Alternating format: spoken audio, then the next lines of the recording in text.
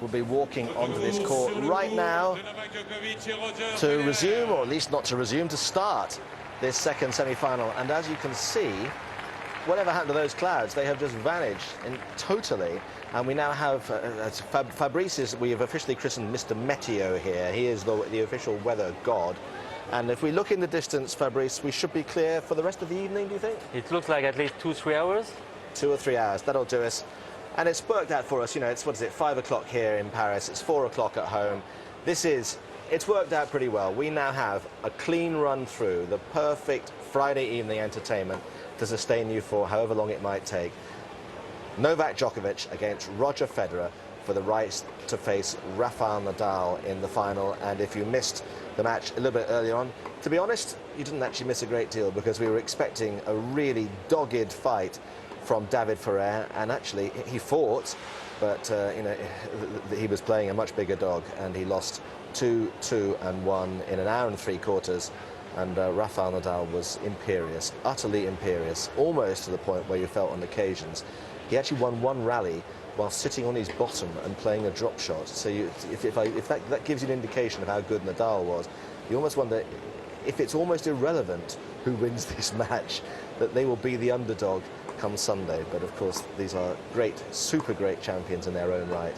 And the dynamic between the two finalists, whoever they may be on Sunday, will be an intriguing element in determining the outcome of this year's Roland Garros. So they're warming up once again, and are very aware that a lot of you have been switching on. I mean, some of you have been going to work today, you know, so obviously just getting in maybe after the end of a long week, and you fancy sitting down for 2 or 3 or 4 hours and watching a supreme sporting confrontation. Well, we couldn't have served up something much better than this. And last day of half-term as well, so this is a good way to finish off a week doing not a great deal before heading back to the rigours of double chemistry on Monday morning. So, to that end, Jim and Mark Petchey are sitting in our commentary booth, as they have been waiting patiently, and the two players are being introduced to this crowd. And at the risk here of kind of repeating what we've been saying earlier, but obviously new people joining us all the time. Jim, first of all, the key 2 or 3 elements that will determine the outcome of this match are what? Well, I think baseline supremacy is the biggest battle, and I think, you know, Federer is naturally the more offensive of these two players. He's the one who's going to try and dominate play if he can. And John, he needs to use his serve to get the point started in the right way.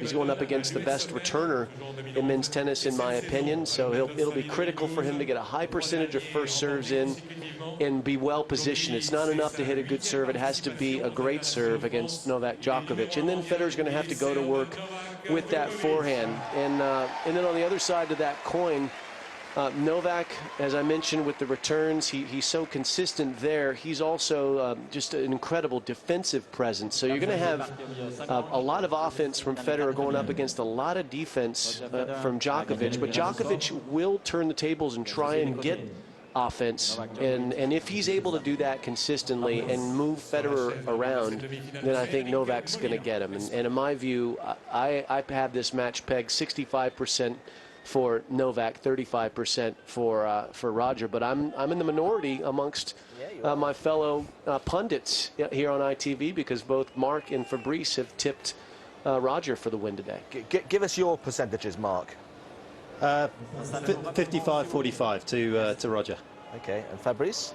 52-48. I think, that's precise. Personally, I think it's 50-50, but I may be wrong. Anyway, so here we go, at last. Slightly later than advertised, but as I say, with a fair wind, and I guarantee you no more rain breaks, at least until the next one. But here we go with Djokovic against Federer, and let's hope this is just half as good as last year, and that'll do us all.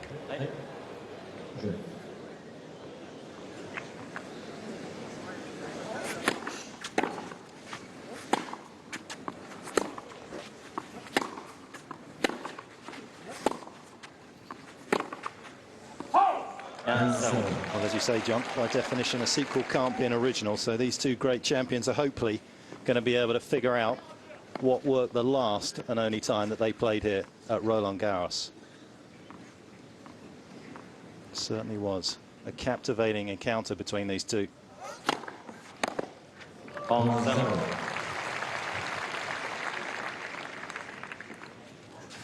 Djokovic bouncing back from those match points. The 26th time he's managed to do that in his career. Nadal has done it 18 times, Federer 11.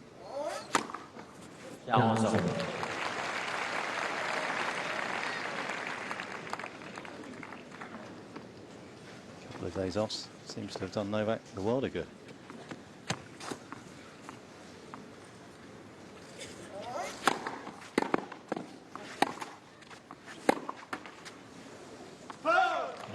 Djokovic.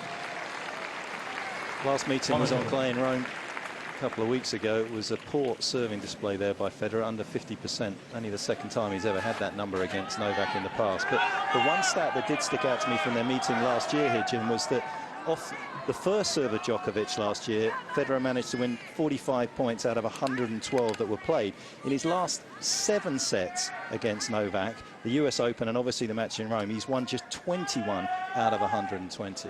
Is that a key area for him? Big time key area for him. Unless Djokovic has a poor day on first serve, which he's been pretty good so far.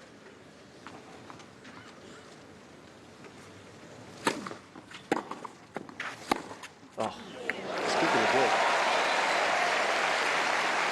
Well, Federer has been, for my money, the best defensive returner, the best block returner in the sport for the past decade.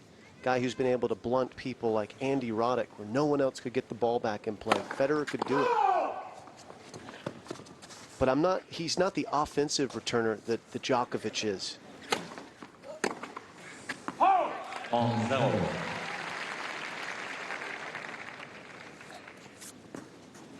It's not good enough against Novak or against Rafa to just get the ball back in play, particularly on this surface where the ball will sit up.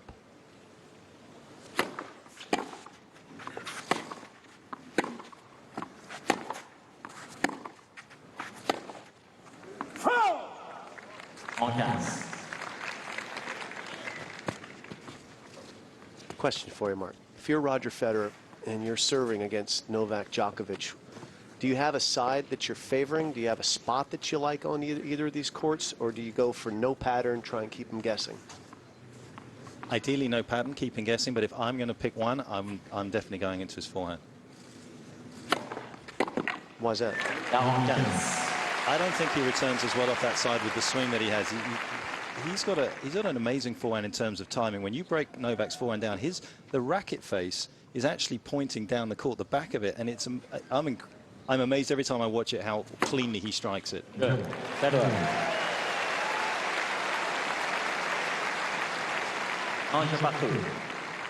It's the 1 point dropped on serve. It's the 10th meeting between these two Grand Slams. That's tied with Federer and Nadal in terms of matchups there. Of course, Lendl and McEnroe managed it on 10 occasions as well. They still lead the head-to-head in terms of matches played against each other. McEnroe and Lendl, 36. Novak and Rafa perhaps are going to add to their tally. They're at 32 right now.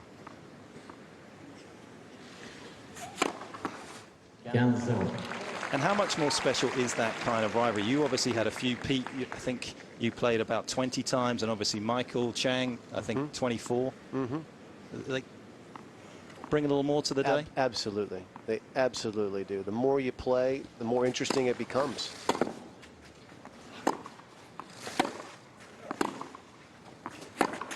Nice aggression from the Federer forehand. I think for the players, when you play, become so familiar with your rivals on the court, there's so much history to the matches. There's so much scar tissue to the matches. There's all kinds of emotional elements that come into play, as well as the tactical.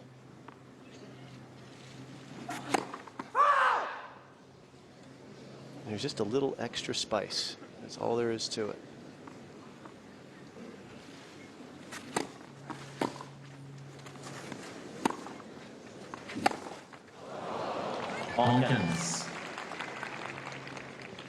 It's hard to see any male rivals playing as many times as Martina and Chrissy did. Navratilova and Chris Evert, I think they played somewhere around 70 times. Yeah.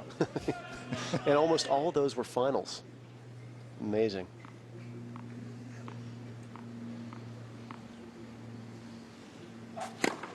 45.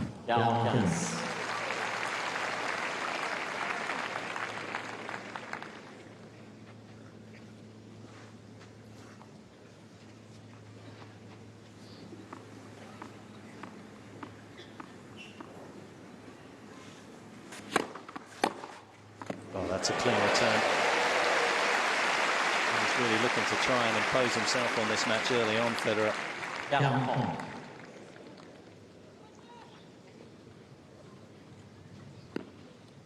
Less than perfect width to that serve from Djokovic, and Federer onto it like a flash.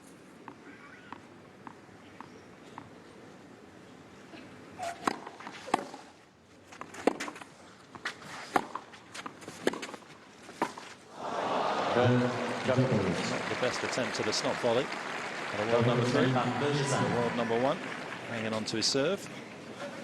Bright start by both, 2-1. In the last 4 of these majors. Roger, on the other hand, it's his 31st, and he's won 23 and 7. On est place rapidement, s'il vous plaît. Les jeux sont pris.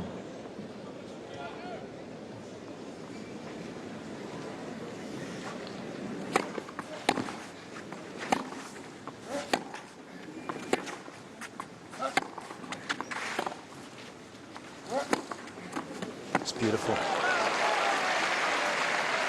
Last year, when these two players met on this day in the semifinals, conditions were quite a bit warmer. Probably about 10 to 15 degrees Fahrenheit warmer than it is right now. You think that's a little better for Novak today? I think it's a lot better for Novak.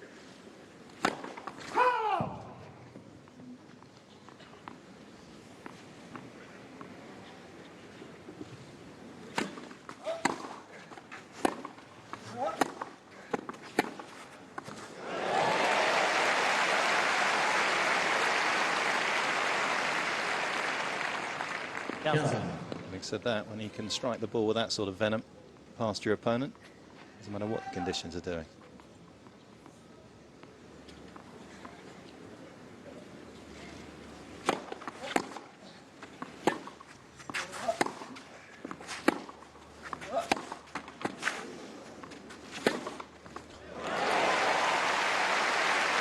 Started how we wanted it to.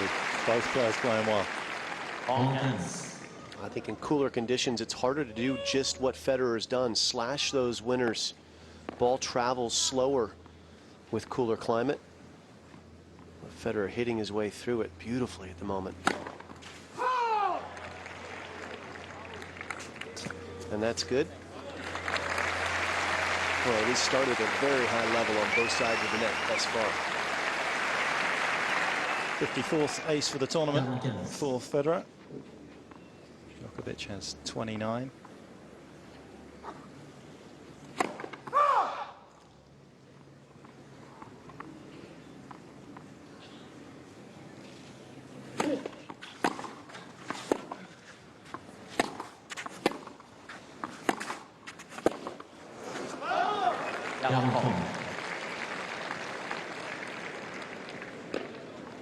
He doesn't like to give up any ground, does he, Federer? He tries to take Djokovic's best shot on the rise.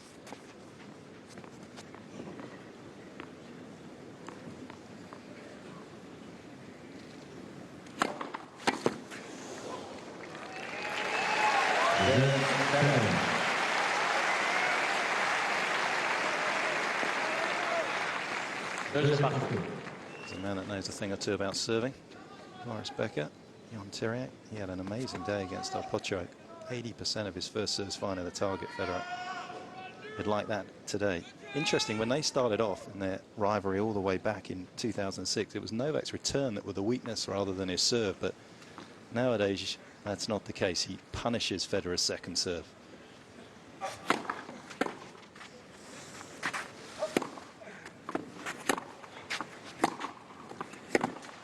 And Jim, is that more because he's just become a more aggressive player from the back of the court off the return? Because I don't know if his returns have improved that much, or is it a mindset? Well, I think his returns have gotten better. I think that particularly on the forehand side, he shored that up. That's still the side that you pointed out you want to attack given a choice. He's not as consistent on the forehand, but he's dangerous on that side, as Federer learned last year at match point at the U.S. Open when he tested that out.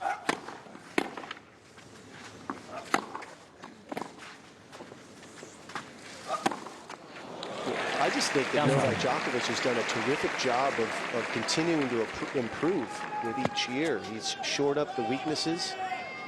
The forehand, the serve, those were problematic for him, and he's done the work. He's done the searching and found the answers. Now it's all about executing under pressure. His game's pretty darn complete.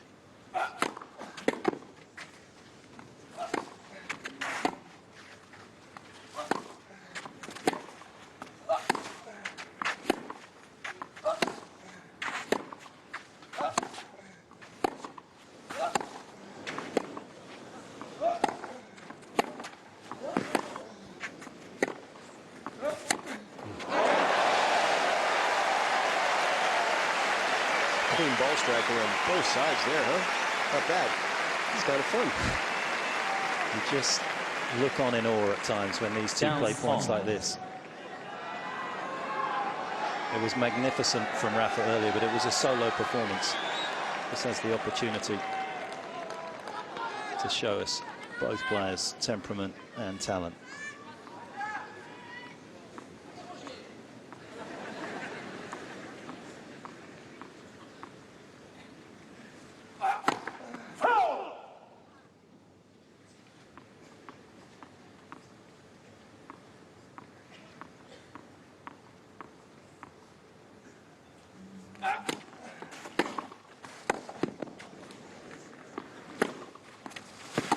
So good.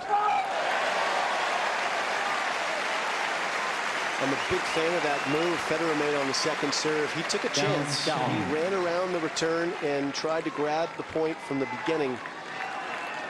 And he did. Djokovic could have had an ace with a mediocre second serve up the middle.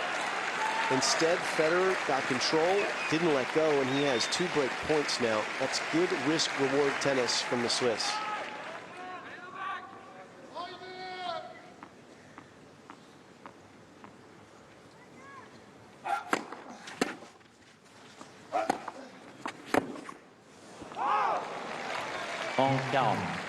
You'd like to see Federer do that more often against Nadal, but the leftiness of Rafa makes it tougher because he's swinging that serve out wide into Federer. Djokovic's serve, because he's a right-hander, actually breaks back towards the center of the court in the ad court. So Federer wisely exploiting it. Another break point.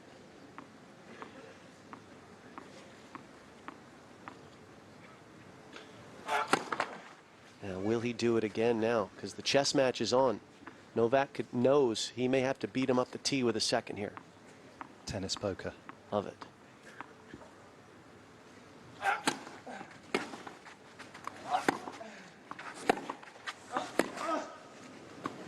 Got it. But he decided to stay. It proves to be the right play in the end. Crushing backhand, finished off with another sweeping forehand. And Federer makes the first move in this second semi-final. He's up a break.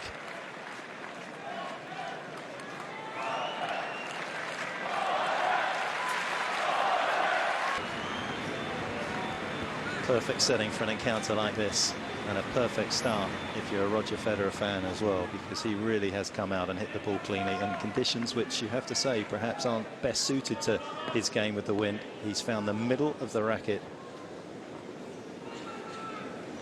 And Djokovic already in a fight.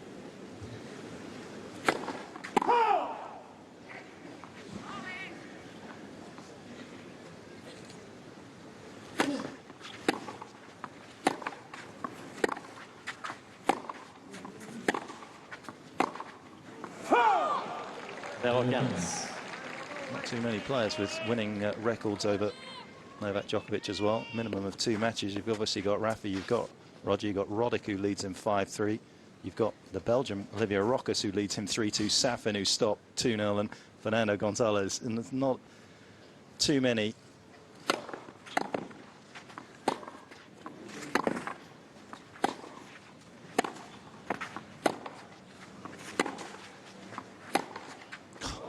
Still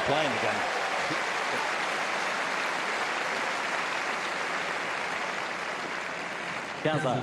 But you've got to produce shots like this if you're going to get past his defences. It's paid a few bills, that forehand, hasn't it? Could buy a few islands. It's premier service.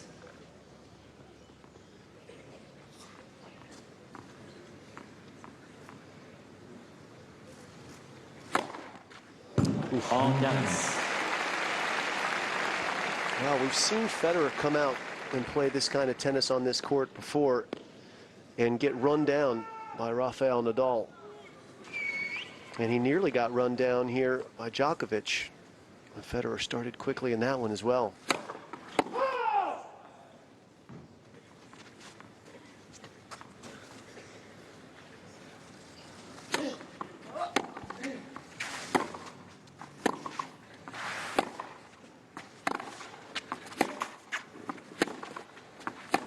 Oof. Well, let's mark that point. That shot was so bad. I think Roger actually missed that intentionally to make all of us feel better about ourselves. This ball bounced well before the net. That is just, oh my goodness, that was mind-blowing.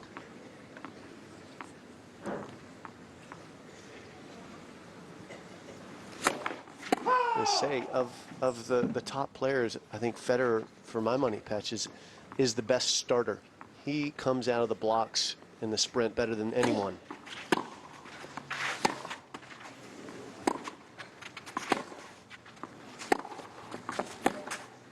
En 40.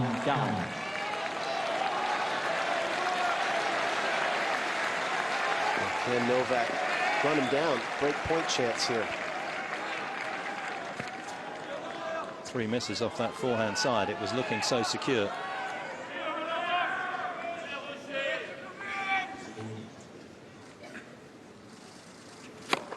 It's premier service.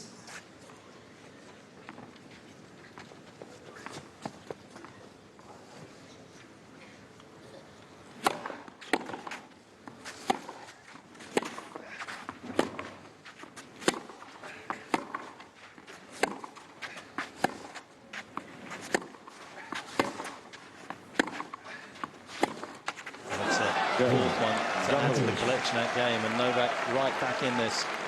It's interesting you say that. In some ways, once he does get hauled back by the likes of Novak and Rafa, are you saying that therefore he doesn't play as well under pressure? Yeah, that's kind of what I'm saying.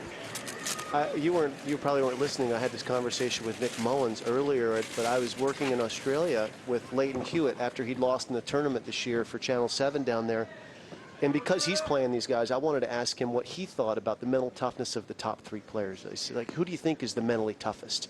And he wouldn't give me an answer, so I went at him in a different direction. I said, if someone was playing for your life at the top 3, who do you want? And he said, Rafa, absolutely. And he would know. He's been in the arena with all 3 of those guys several times. But what do you think? Give you a couple points to chew on it.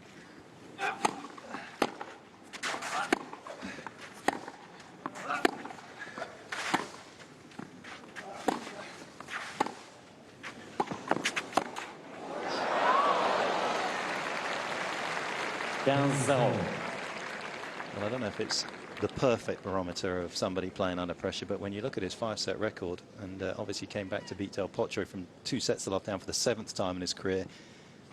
His record is 19-16, which for somebody of his caliber, you would expect him to pull more 5-setters out of the bag than that, given that you feel as though he's far superior than a lot of the guys that he's playing.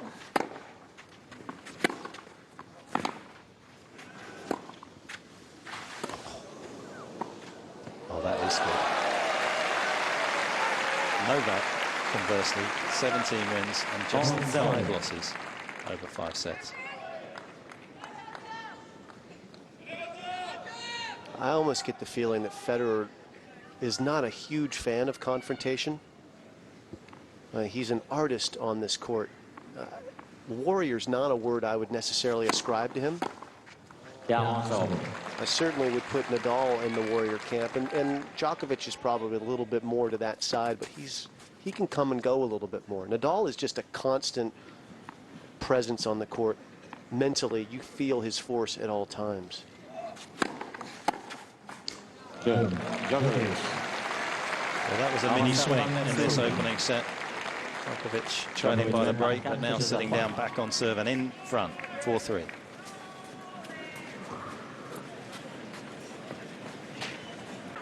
Earlier on in this first set, but not so now. Novak contorting his body as only he can on that return of serve. First set coming somewhere towards the end of it now. Interesting to look at their year records. Federer 128 matches when he'd taken the opening set, lost just 2. One, of course, to Rafa at the Australian Open at the start of the year. And the other one, you were with him, Jim, when Isner defeated him in the Davis Cup. New balls perhaps just flying on Novak there. Novak, a very healthy 29-0 on the season.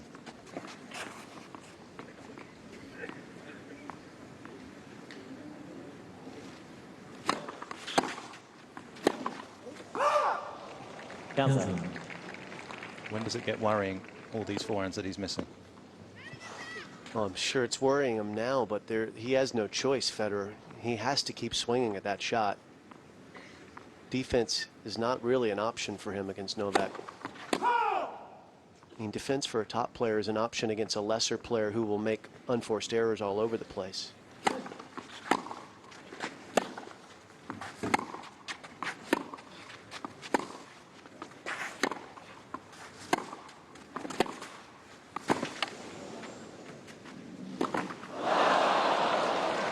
Even if he misses that shot, I mean, Federer should have so much confidence from all the forehands he's made over his lifetime. He has to keep swinging, and he will keep swinging. A lesser player might back away from the challenge, not Roger Federer.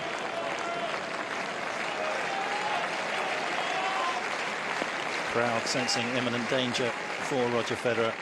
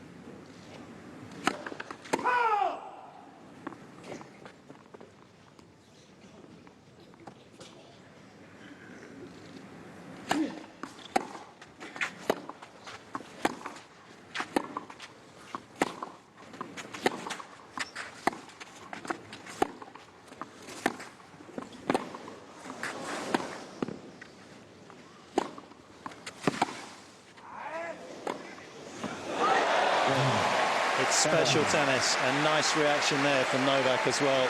Big thumbs up to his opponent.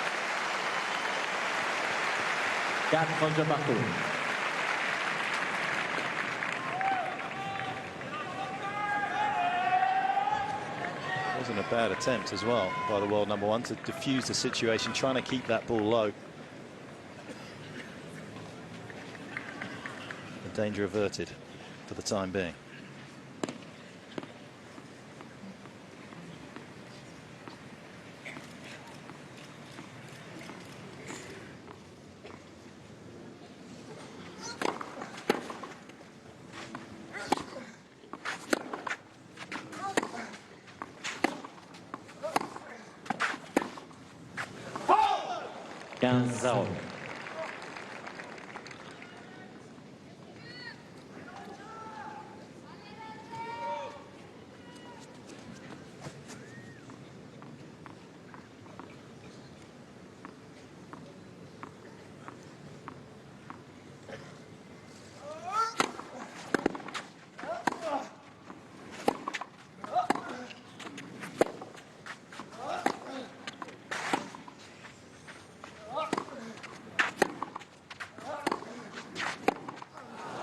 On zone.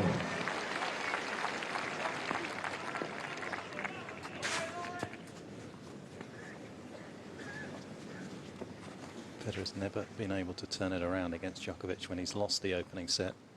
Serb, however, has managed to do it on 4 occasions in their previous meetings. Of course, most notably last year at the US Open.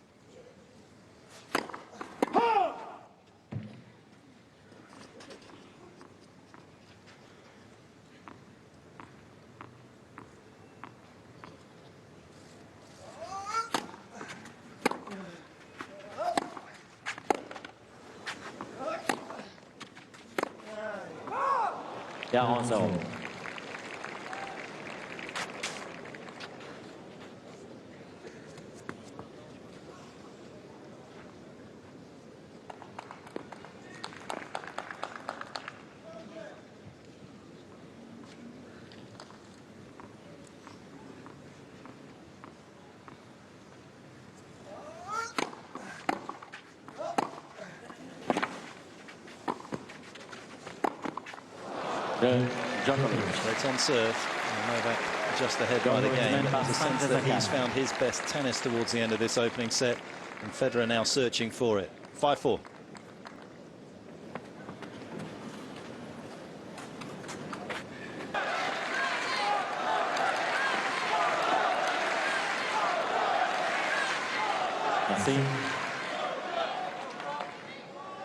Federer serving to stay in this opening set.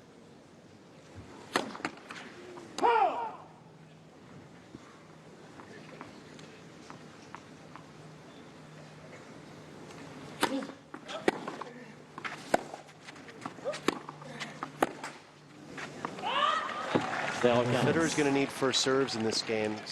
Djokovic taking a full advantage of that second serve, and it was a good one. It was 100 miles an hour. But Djokovic has such wingspan, he was able to take offense immediately and draw the error out.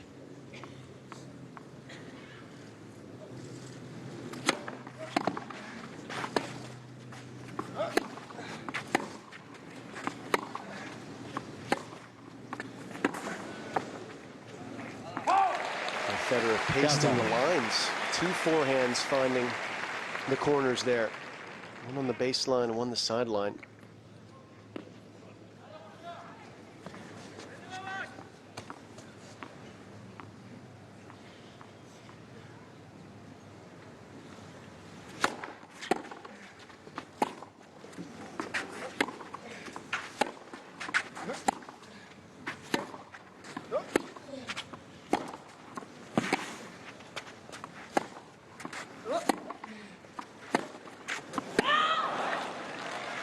Phone.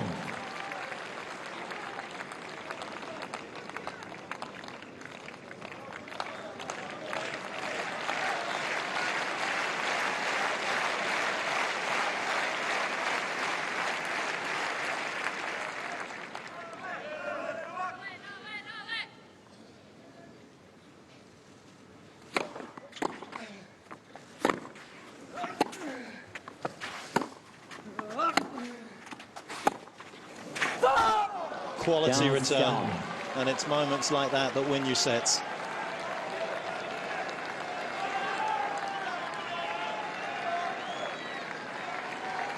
And one of these next 2 points will see Djokovic do just that.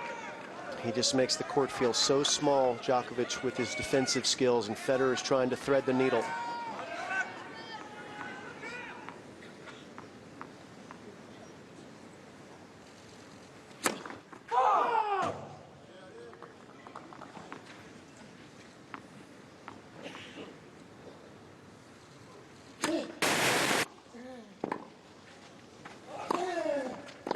Again, it's the return that does the damage. Federer on the back foot in more ways than one out here right now.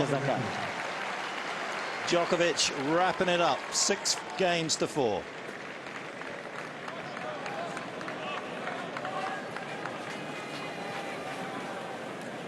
Doesn't want it to go too long, but there's still 340,000 euros at stake there, or dollars rather, so whatever currency, 340,000 anythings is a lot of money. And a lot of money at stake here, but actually there's so much more at stake than just money. This is about pride, and it's also about history. Let's go back to Jim and Nick.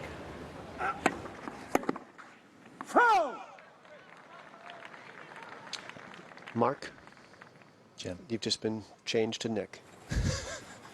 It feels good. I've been upgraded. Djokovic serve, though, has been downgraded. It's going to have to hit a second.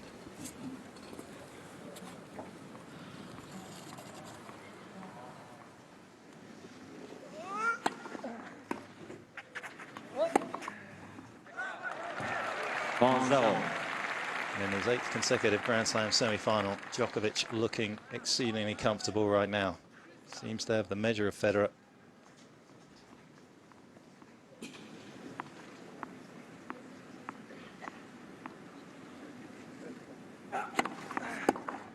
Well, He was always a prodigious talent, Novak. In 2008, in the Australian Open, he made the semi-finals there. He was the youngest ever in the Open era to manage to reach all 4 semi-finals.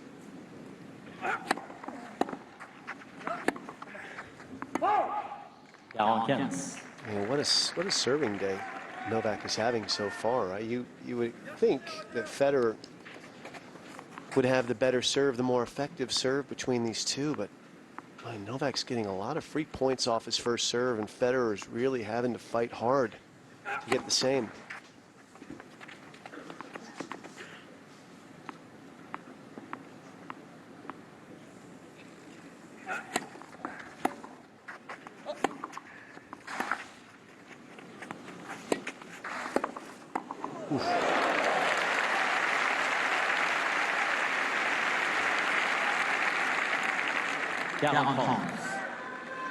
Served well all championships as we see Federer pick this one up. Novak, even though he has been in trouble, he's been above 60% in every single match first serves in.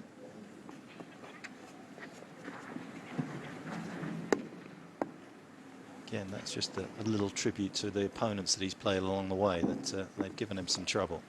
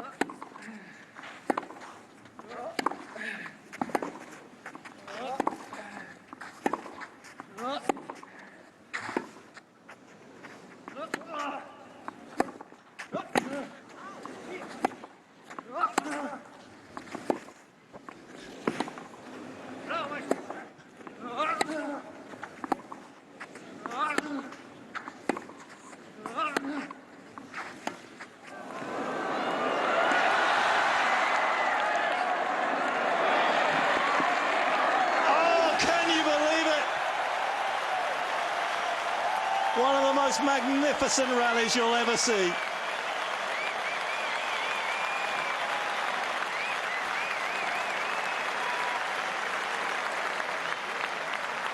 A rally that had absolutely everything in it. Great attacking tennis, some remarkable defending from Djokovic as well. The stretch here off the drop shot from Federer. And even the hot dog that made the court, but unfortunately couldn't beat his opponent. 37 shots, and each one sheer brilliance attached to it.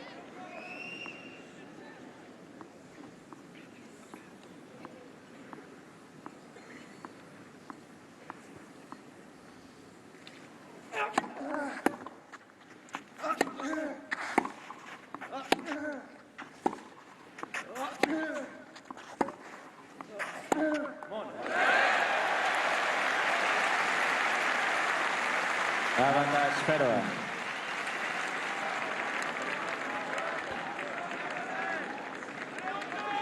A quicker concession this time from Djokovic, and a break point now for Federer.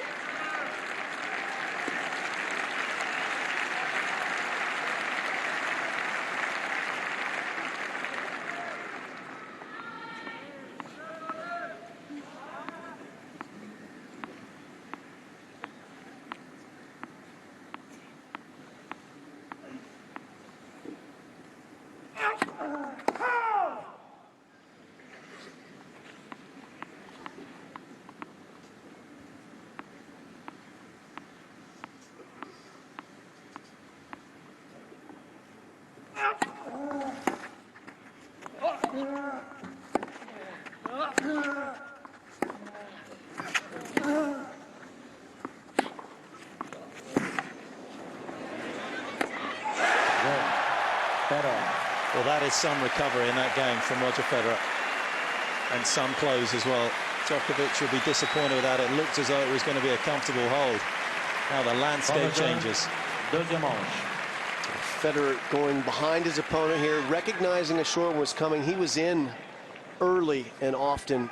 He saw that Novak was going to have to slice the forehand and knocks off the overhead.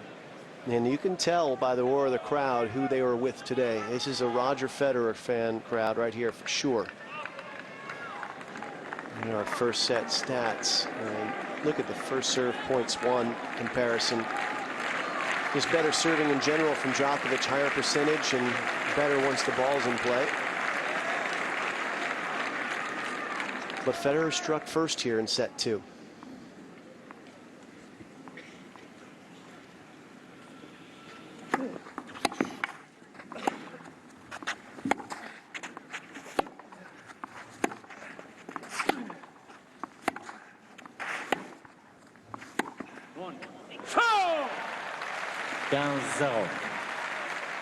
It's a good bounce back mentally from Federer at the start of this second set. He was the one that made the early move, but relinquished it fairly tamely, it has to be said, by his standards.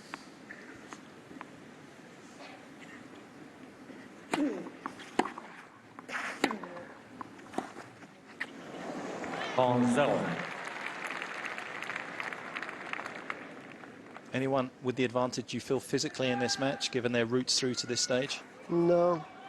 Time on court, Djokovic has spent a little bit more of it. He's been 14.5 hours versus a hair over 13 for Federer, but they've had the 2 days off. They played on Tuesday. So, and they're both extremely well taken care of physically.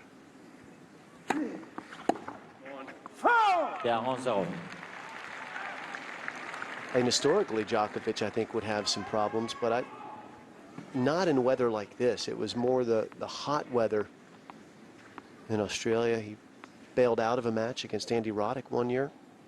Had some troubles in the U.S. Open in the humidity, but never in cooler weather like this. Wow. Good game from Federer. That's my read. What's yours? I'm going to go with your reading. I think it's right. I don't think first time. First time. I doubt that very much. That is a first hold to love, though, for Federer in the match. But Novak has solved it, hasn't he? When he first came onto the tour, in that epic match at the US Open Monfils, the breathing difficulties, he had the operation to solve that. He's obviously, much has been made of the diet that he's currently on. And as you say, I think a lot of those problems are well behind him.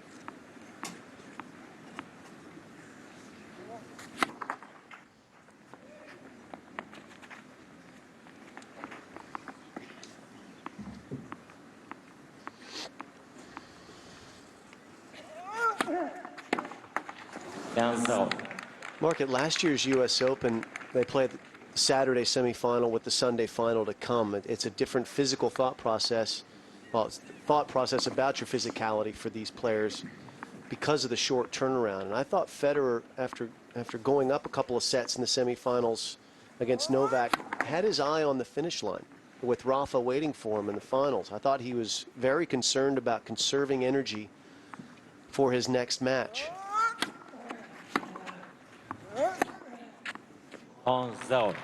Once he got down in the third and the fourth sets against Novak, I thought Federer just let those sets go. I thought he was just thinking about the big prize. Winning a semi was much less important for him as opposed to what do I need to do to win tomorrow? And it ended up costing him in those 2 sets. He did turn it around in the 5th. He served for the match. 40-15, didn't get it done, but my point is that I don't think you'll see him giving anything away today.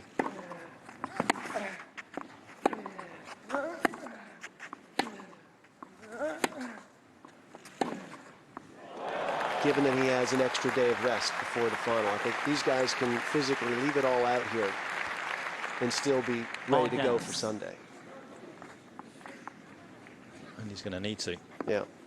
And I'm hearing that the U.S. Open might eventually go to a Monday night final, which would give players rightfully a day off. It's been a long time coming that they've fixed that problem.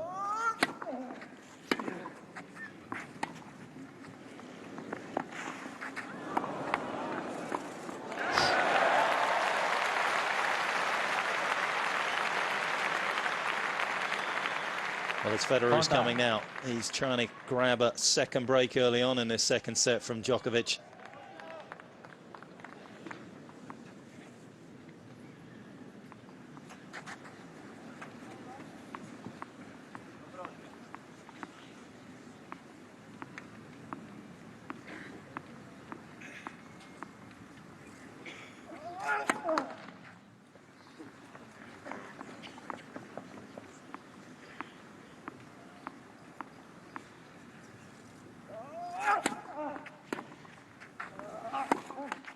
On down.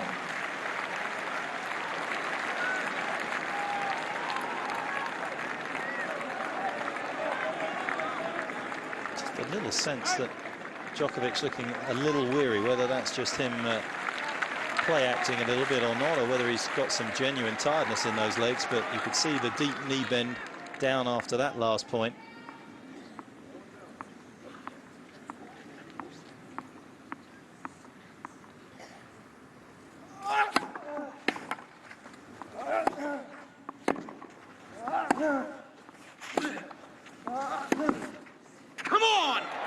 Doesn't get any better than that for Federer.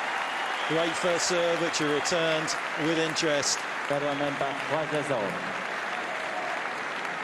And Djokovic with a look of concern up to his box, worried about the scoreline. 3-love down. History that can be made, obviously. Rafa looking for 7 here, Novak looking for non-calendar Grand Slam, and well, this man in your picture as well, looking for a second Roland Garros title, of course a 17th major, just trying to push on with that number, but also potentially looking to get back to world #1 as well. And this is a big match for Federer as well, of course, finalist here last year. Arrogance. And after this tournament, really doesn't have a lot to defend. He's supposed to be playing in Germany in Halle, which he didn't do last year. Lost to Tsonga in the quarters of Wimbledon. Didn't go past the quarterfinals in the American lead-up tournament to the US Open.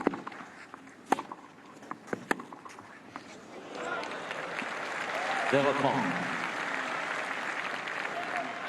You think that's on his mind? I think it's in the back of his mind. I think it's, apart from the gold medal, the only missing piece to his incredible resume. The reason I say that, wow, triple break point for Djokovic, who's come out swinging in this game. Federer is 2 weeks behind Pete Sampras as far as all-time weeks at #1. He has the all-time consecutive weeks at #1, but Pete still has spent 2 more weeks than Roger in aggregate at the top. I gave that one away. Djokovic. So I think it does matter, and I think he's going to get there based on those facts you just laid out. I think sometime this summer, based on also he was so dominant last year after the US Open. He won everything, Federer, that he played. So with a 52-week calendar, he'll be trying to tick that one off, and this is a big match. A lot of points at stake here. He can deny Djokovic adding points. That's important too.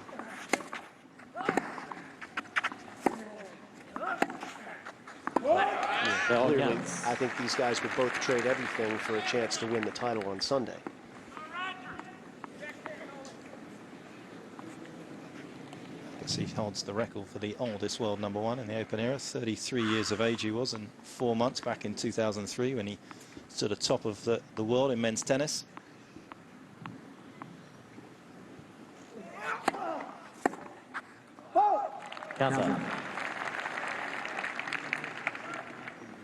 Djokovic's last game, is that him just coming out there and displaying his natural talent? Is that really, is that a fighting game or just a talented game that he's able to break as easy as he was?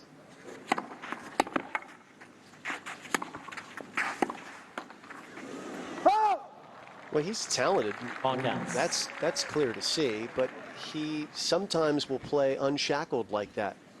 He did it against Federer when he was down 2 match points at the US Open last year and hit that forehand, which was an incredibly low percentage shot. It was the wrong shot for the moment. It just worked out well. You wouldn't, if it was the right shot to play, he would play it all the time. There's a reason Djokovic plays restrained, controlled tennis. It's because it increases his odds over time. But he's down 2 breaks as he was at 3-love. He's just letting it fly.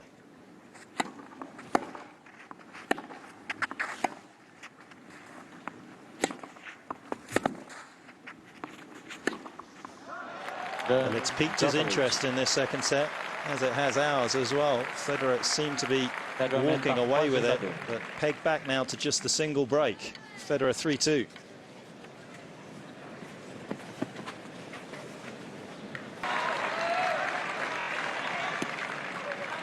Very interesting segment of this match coming up here.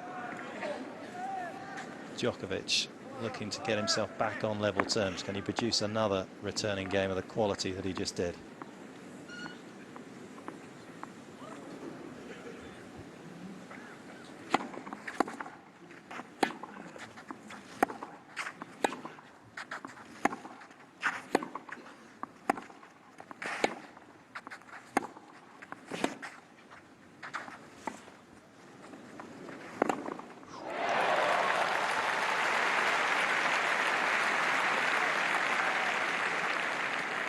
The question is, will he play as freely in this game as well?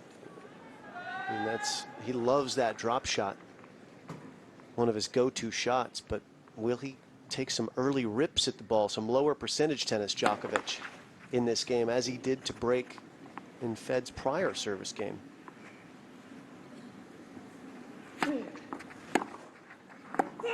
On 0.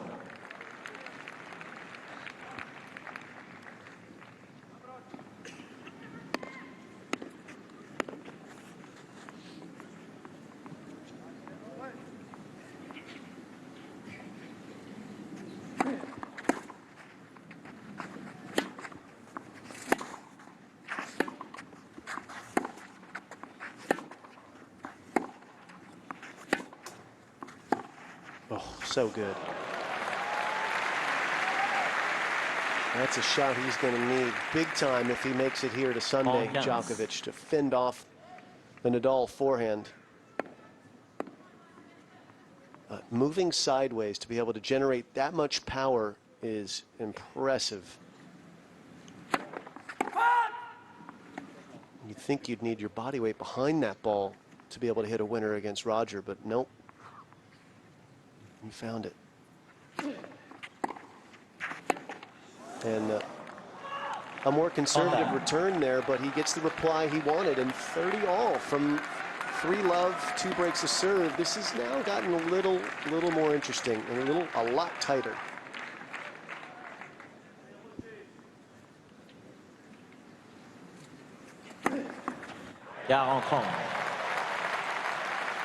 Clutch serve.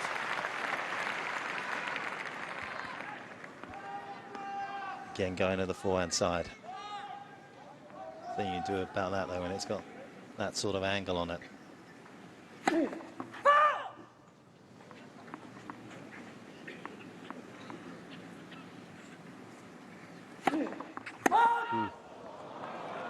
Quickly down from the chair umpire. Djokovic circles it, and it is out. I hope we get to a really deep, tight stage in this match, and I'm not playing favorites here, but I'd love to see Federer in that position, serving for the match again at 40-15, just to see where he would select to serve. Would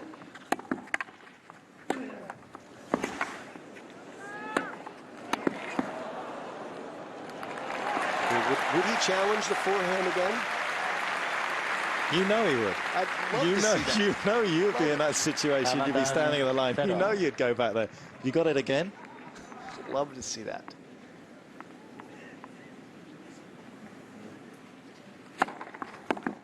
Federer. Federer loving to see that return come off the racket in the manner that it did from Djokovic, because that was proving to be troublesome. The serve getting him out of trouble.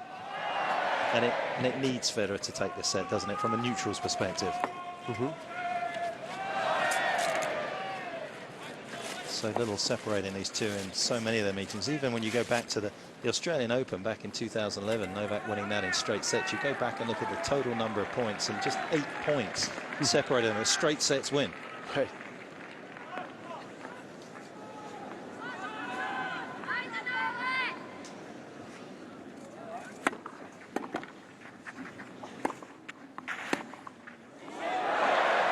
fine margins all the way. And that one right on the outside edge of the line.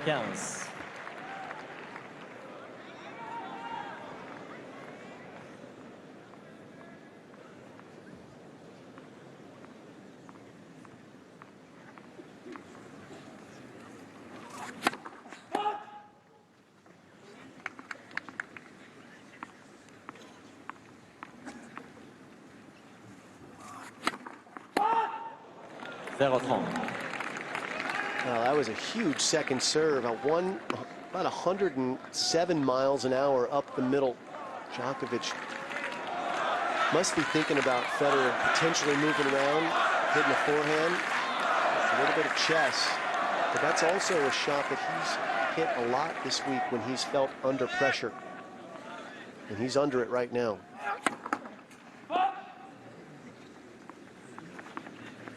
Match point down against Tsonga. He went there big.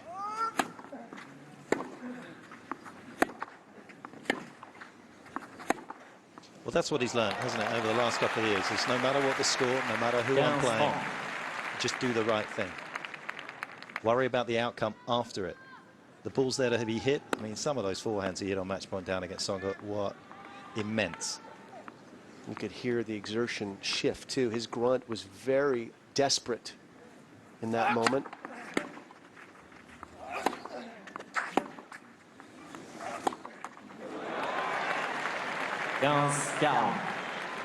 But he was fearless at the most crucial moment in the match. Djokovic was fearless, consistently fearless. Because it wasn't just one swing. He had to swing about 20 times in those 4 points, where any one of those misses ends the dream. That was incredible.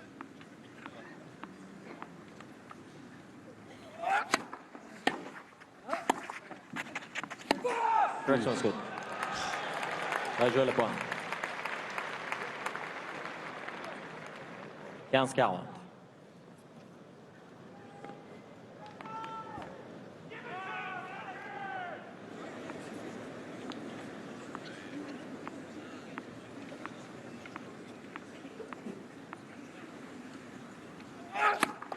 Net sur le service.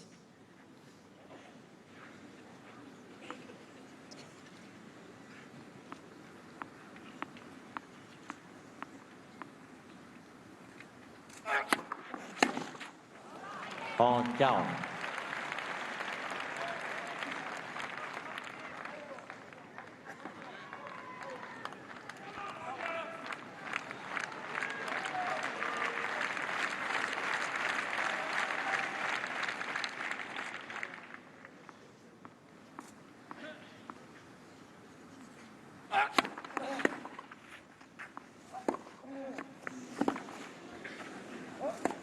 It's beautifully done. 41. So much depth to that backhand, hasn't he, Djokovic?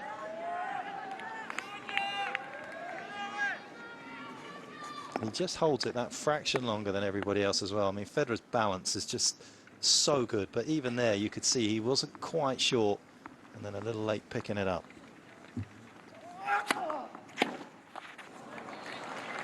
Avantage Djokovic.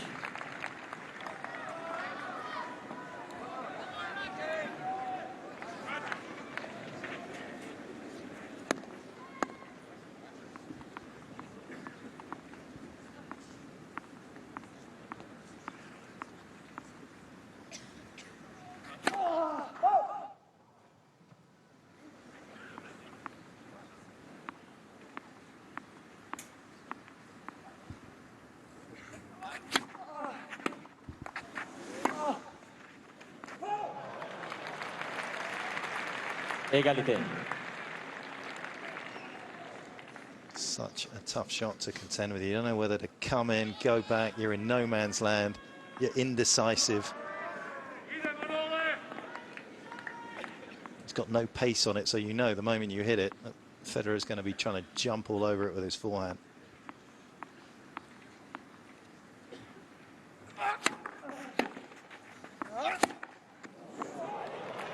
Avantage Federer.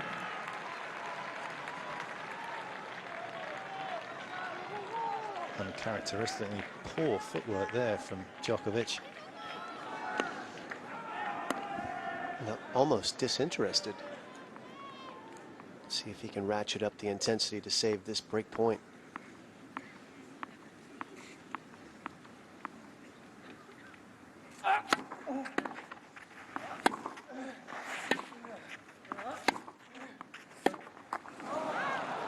Égalité. Yeah, Federer's basically had 3 set points here in this game, effectively. 15-40 and then the break point there, and he hasn't been able to get him. The pressure, if he's not able to break here, even though he's up a break, swings over to his side of the net. This game's taken on increased importance, particularly when you've already been up 2 breaks in a set.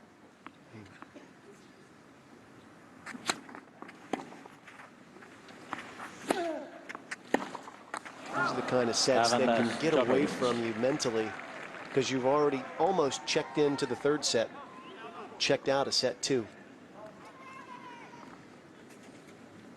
Given the fact that he is up a break now, and it's juice, and he's looking for another one, that was a disappointing return.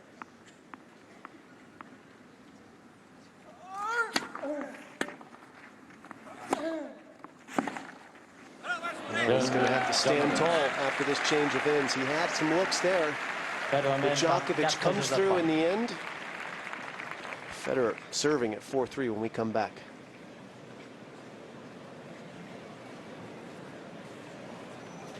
Intensity right now. The most important service game of this semi-final for Federer after squandering those break points in the previous game.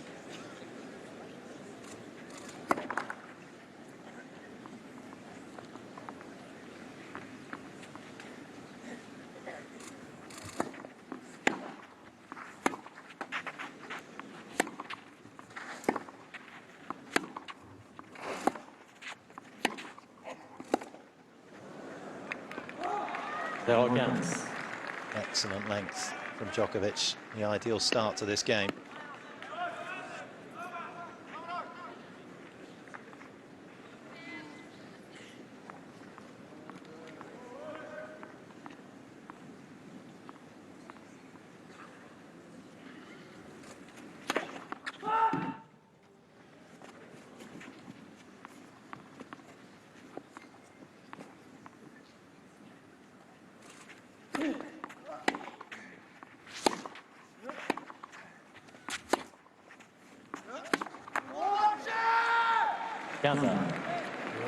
Tension on both sides of the net at the moment. Djokovic knowing he's in there. That was a 2nd serve and a cautious one from Federer, about 85 miles an hour, about 10 to 15 lighter than usual. Federer's first serve has abandoned him at the moment.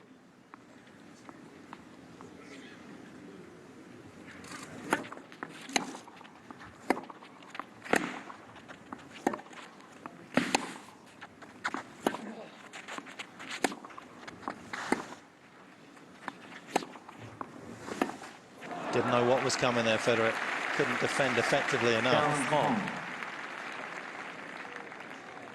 And you can see the effects of Federer's disappointment from the last service game. He's now pulled back on the throttle. He's a more conservative player at the moment.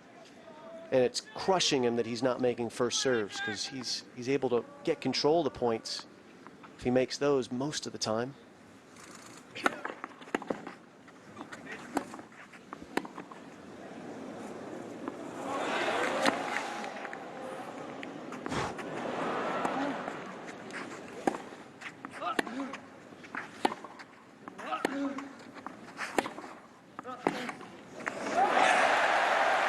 Could be the point that gets him out of trouble.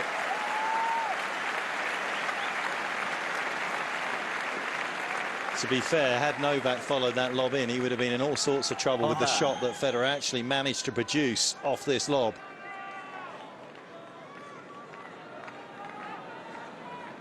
Because he got such great depth on it.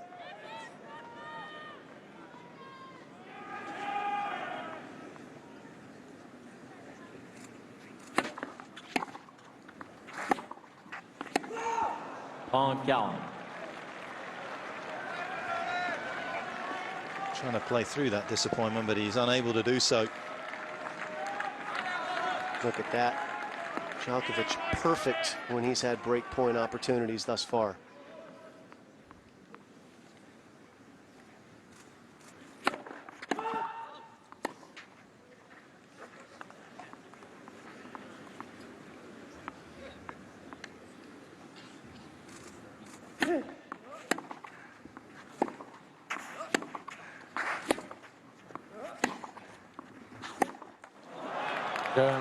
Djokovic.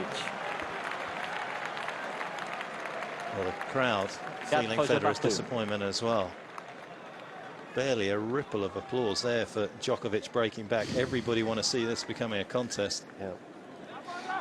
Well, we touched on this a little bit earlier. I mean, can you, let's just presume that in the same scenario, Rafael Nadal was up 3-love, got broken back because Djokovic ripped a couple of winners, and then had a little bit of a chance, didn't get it. I just don't see him going away from his patterns the way that Federer did right there. Federer just backed up off of the offense.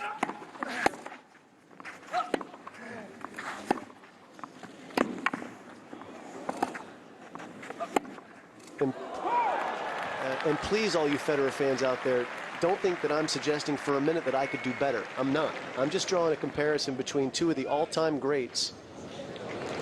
And that is confirmed wide. And Federer just has a tendency to come and go more than Nadal. Nadal is more constant. And Djokovic is leaning more in the constant side than he is from the coming and going side at the moment. He's getting better. He's still nowhere near as strong as Rafa from where I'm sitting. Next service.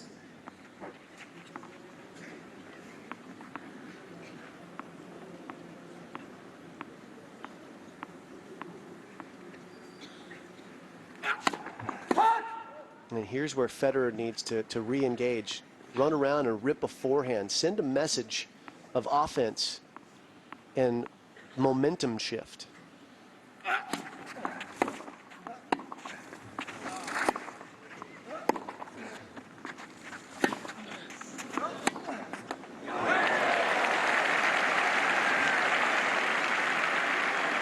But he did exactly that.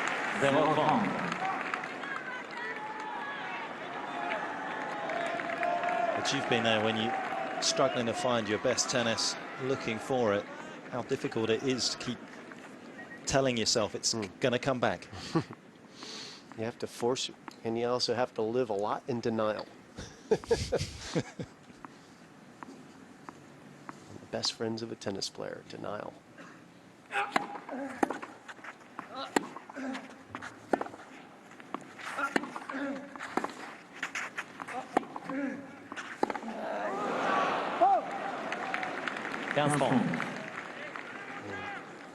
Federer has to force himself to continue to press and pressure the world #1.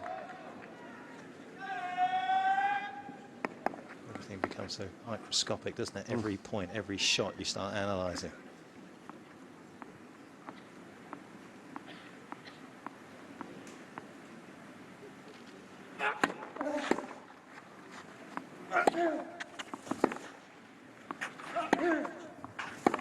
He's got it.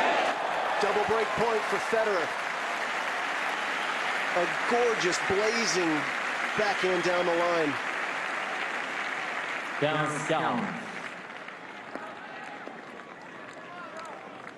Topsy-turvy set continues here.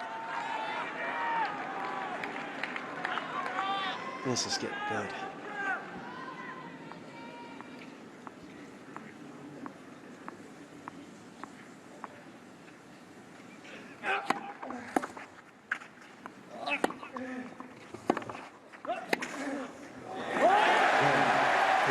Break of Djokovic's serve in this set, and it leaves Federer serving for the second set to level proceedings up.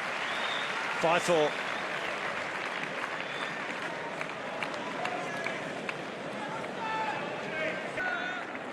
And we'll be hoping that he can get the better of him now in this second set that has been undulating, to say the least.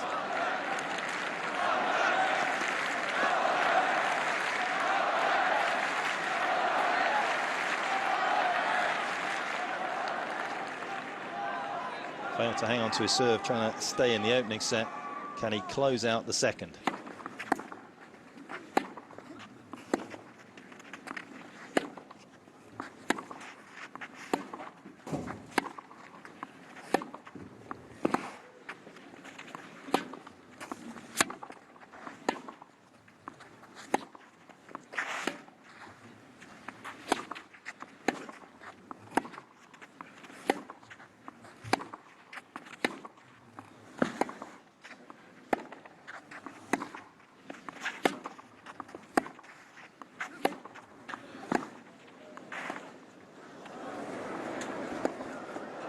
What a start to the game. And Djokovic proving that he's every inch the world #1. 0-15. This is like watching a video game, the way these guys respond to each other's shots. It's almost like table tennis, how fast these guys have to move to get to the ball. Incredible opening point.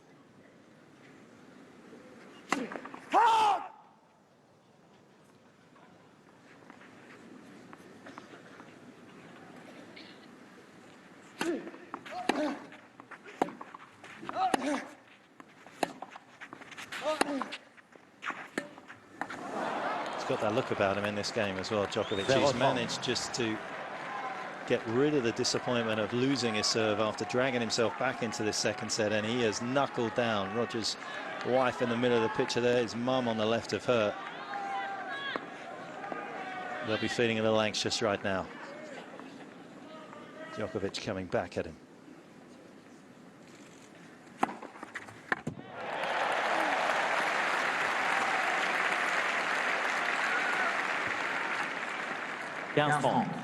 Eighth ace.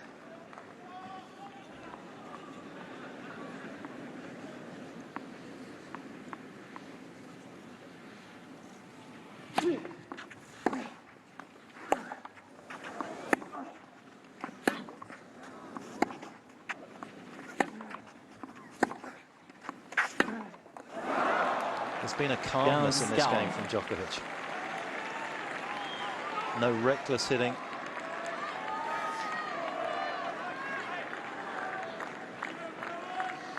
He's on the side where the wind is at his back. He has an advantage, a natural advantage, and he's exploiting it. He's letting the elements help him break back here.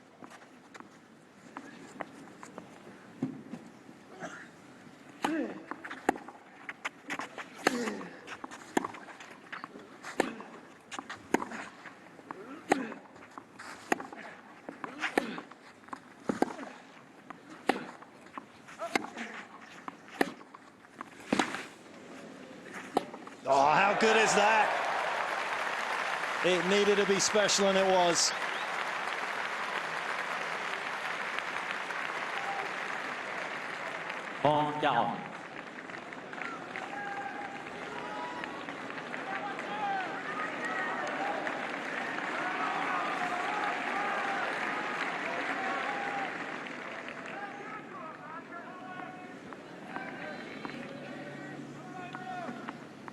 Still one more break for Djokovic. Break point for Djokovic. Good. Djokovic. And the second one was all he needed. Federer himself broken for a third time in the set, and we're 5-all. And credit to the world #1 there. He came out and played a perfect returning game.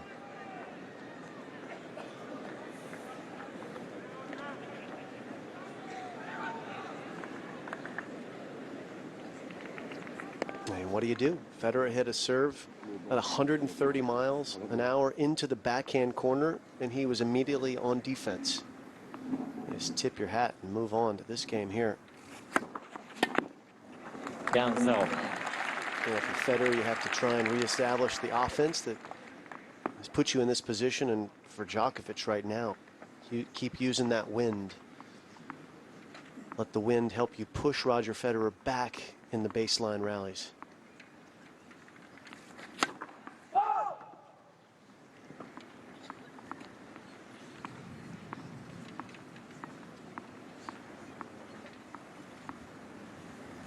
Oh, wind being blown, clay going everywhere on the court. Portions of this court now, Mark, are nearly a hard court. All the clay's been swept away.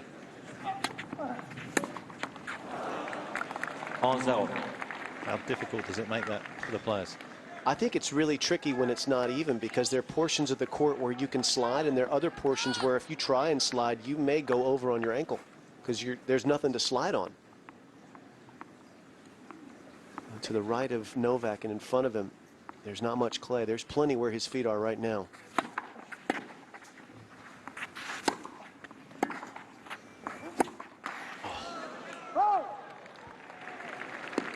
En-15. Feels like this stadium is just waiting for Federer to win this set so they can erupt. It seemed like he was going to on many occasions. Denied by Djokovic thus far.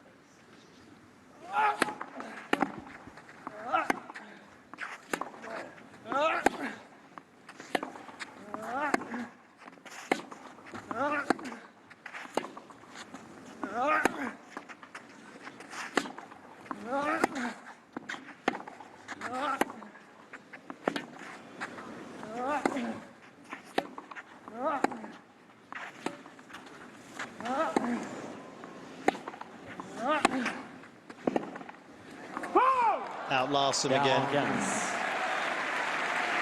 There's no way through at the moment for Federer.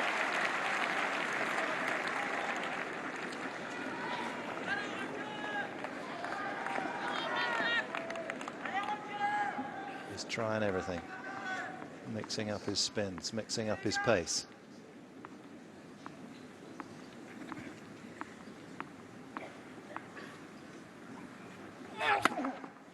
Novak in front for the first time in this second set. Djokovic mène par 6-5. He's closing in on a 2-sets-to-love lead over Roger Federer. 6-5.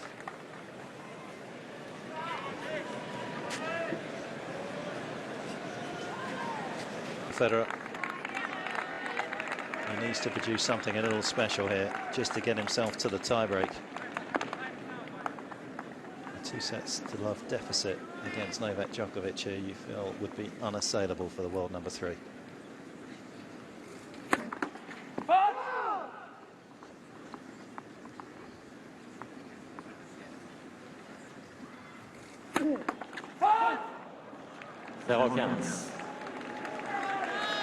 Pressing on that second serve for an advantage. He finds the tape instead. 103-mile-an-hour second serve, clips wide.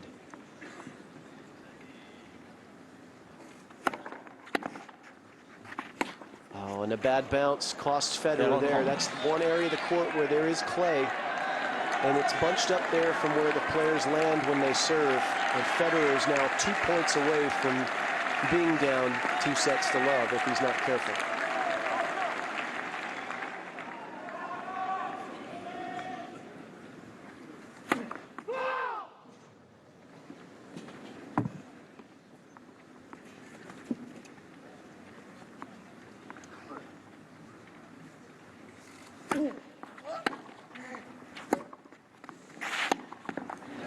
Down strong.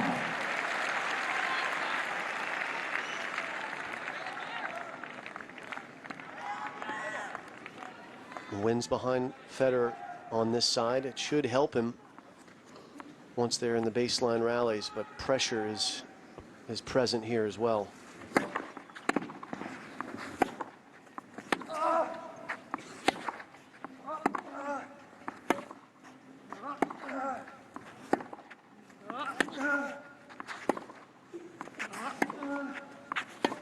And he just is not swinging as freely to stay in this set, and he is now a swing away from being out of it. 2 set points for world number 1.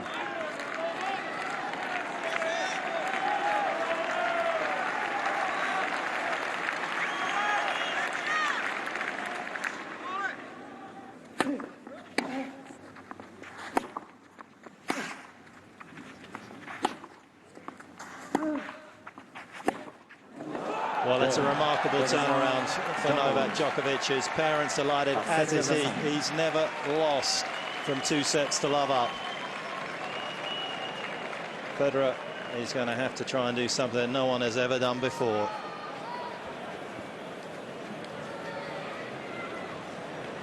In our studio watching this extraordinary match, how do you explain Federer losing his serve more often than he wins it? It's amazing. Since the beginning of the match, he served 11 times. He lost his serve 6 times. This is way too much. He was up a break in the first set. He lost it. It was 3 times up a break in the second. He lost again. Now he's down 2 sets to love, and it's going to be very difficult for him to come back in the match. Can you see him coming back? I don't think so, because for many reasons. He's not serving well today, and it's quite windy, and when it's windy, your footwork must be perfect. And he looks a little bit slower than before. I mean, probably the previous match he played against Del Potro, still in his legs. He looks a little bit tired, and I don't think he will come back. Well, if he doesn't come back, it will mean that we have the history final to end all history finals on Sunday, but we are talking about Roger Federer here. And so we're not talking about, let's face it, a normal human being, perhaps the greatest player ever to pick up a tennis racket, but this would be, if he was to come back from 2 sets down, one of his greatest ever matches. Back to Mark and Jim. Certainly not what he wanted to try and achieve. As you say, it would be one of his greatest ever, the greatest ever comeback. Odds are against it, though. Is that the greatest 30,000 euros that anyone's ever paid back to a racket company? I mean, is it? Sarah Ronnie, Yeah. absolutely. That's one of the better investments one can make, huh? If she can do investing like that, I want to invest in whatever fund she starts after tennis. Absolutely. What a return she's received.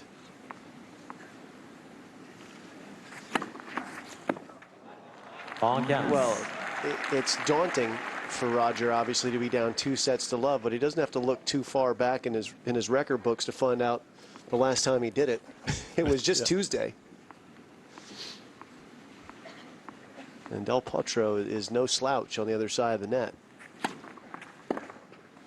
He's no Djokovic, though, is he? No.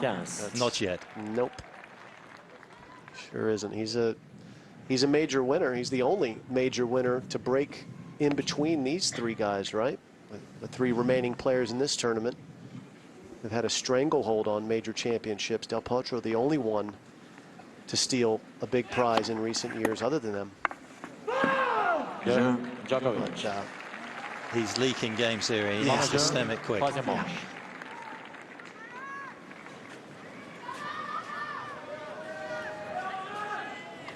You know, in a way, that 3-love game in the second set, when Roger was serving, he was ahead 2 breaks. And Novak played not quite careless, but carefree tennis. Like, he didn't really care if he won it or lost it. And in a way, that almost takes me back to the single point at the U.S. Open when Federer had 40-15 serving.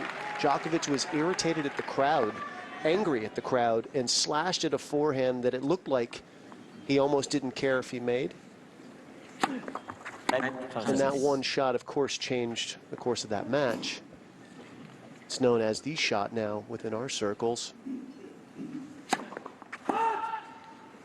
In a bigger way here at 3-love, he played a similar style to get back into the match. I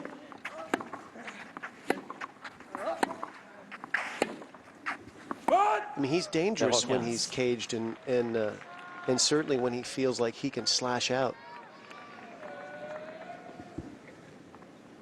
And Federer's in real trouble here. Emotionally, he has to be in real trouble, you would feel.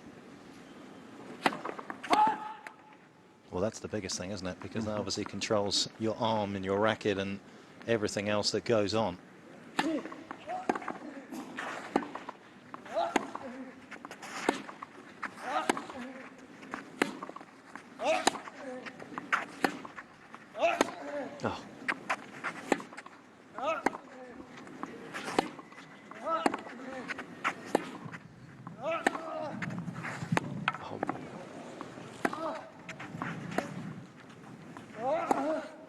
The wind really impacting play substantially in that point.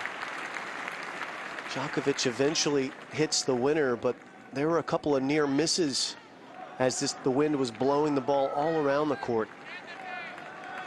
And it's not the type of tennis that Federer wants to play against anybody, but particularly a guy like Djokovic, long extended rallies where he's not really doing anything with the ball.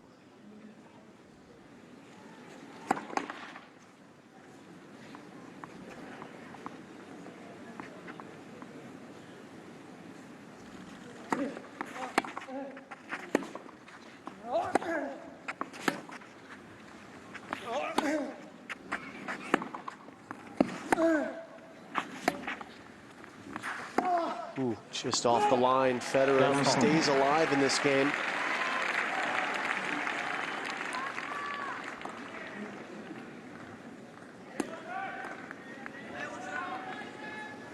Roger's father in the blue cap.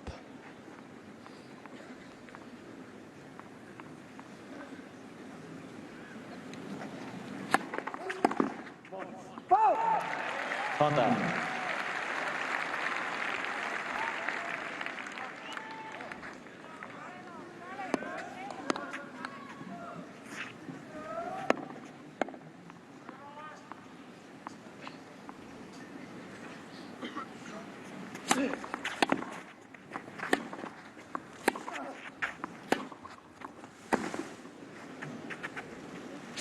Oh, nice.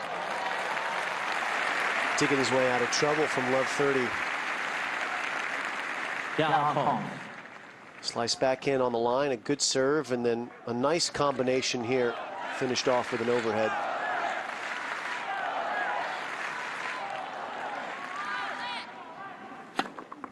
That's a stabilizer for Federer with that hold. Federer. Well, it is a nice sequence of points, but he's played a nice sequence of games at times, but he just hasn't been able to sustain the level against Djokovic. And surely Djokovic will know that. He'll be able to take a few of the little jabs that Federer can give him, but he'll be looking down there thinking, well, twice already you've been up on me in sets and I've managed to come back at you. It's a huge psychological edge, isn't it? Massive. And you talk about some of that scar tissue as a nice phrase at the start of it, but clearly those matches that they had at the US Open, you can't be oblivious to that, especially after what's happened in the opening couple of sets here.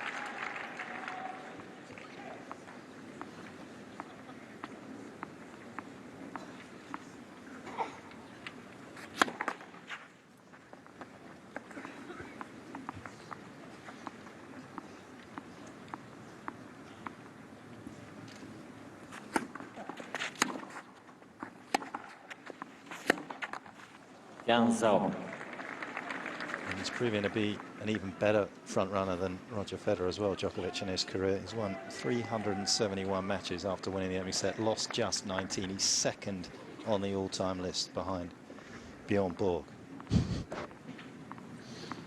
He's starting to post some pretty impressive stats of his own.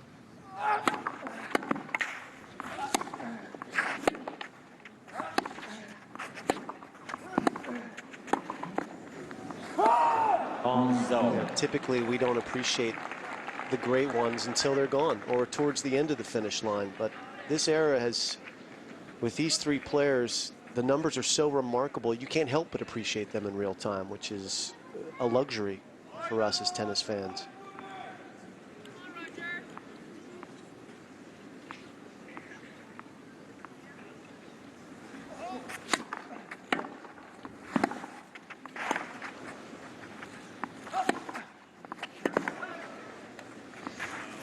That's the shot he just doesn't have on as well against both Rafa and Novak. That stretch, open stance backhand, but both of them can just generate so much pace on. Federer with the single-hander, he has to put his right foot across to hit the ball back. It takes him a little longer to recover, but also can't generate the pace.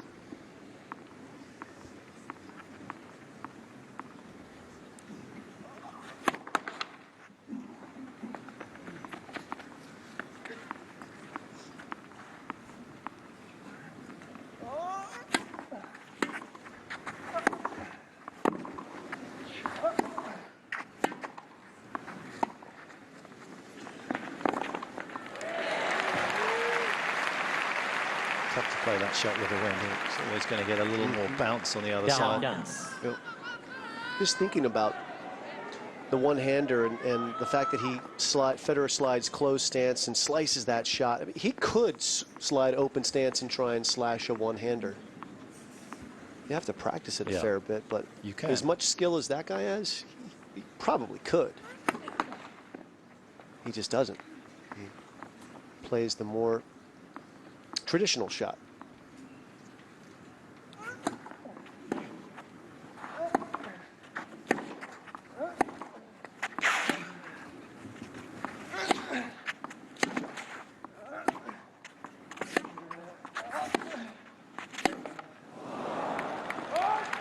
Djokovic. Nothing going on in that returning game for Federer to take anything out of. Djokovic mène par 2-1. Djokovic continue his march towards the final here. 2-1, third set.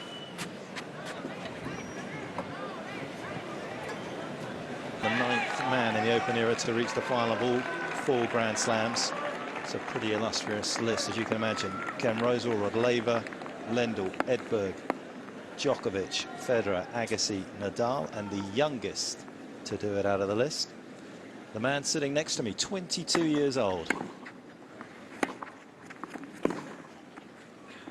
Pretty remarkable feat at Wimbledon. Can you make change for my 100 for doing that? I can. Thank you. There you go.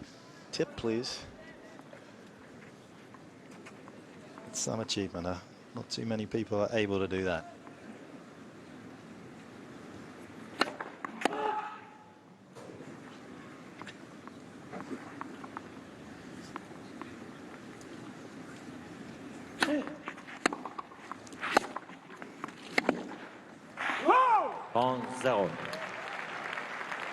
Well, Djokovic certainly is worthy of it. You have to also consider their players who were not on that list, like a Bjorn Borg, a John McEnroe, that didn't go to the Australian Open in their prime. They surely would have been on that list. But it's exclusive company. There's no question. It's a difficult achievement. No doubt about it.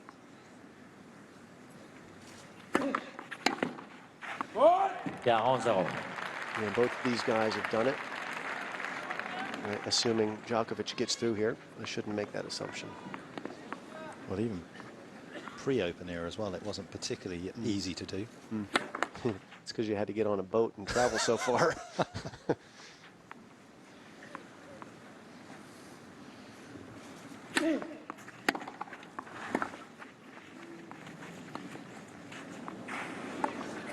Weird point. Yeah, I do know that airline travel came in a little before 1969. I am aware of that. Don't give me that look, Mark. But this is a strange point here, huh? I mean, Federer gets here so early, he's trying to fake Novak. He didn't bite on it.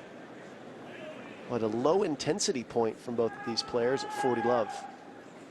There are periods in the match when that happens, though, in a 5-setter. Not with Rafa. Maybe in this one. Does it take a little while to get used to the rhythm of the 5-set? In fact, Federer in his presser was talking about how nowadays, because so many of the finals on the regular tour are just best of 3, that you can go a long time without playing best of 5. Yeah, I think it's an adjustment. I think that a lot of players have to learn how to pace themselves throughout the ups and the downs of these matches. There's no instant gratification in a best of 5 set match the way there can be in a 2 out of 3 set, where you can crush someone in 45 minutes or an hour.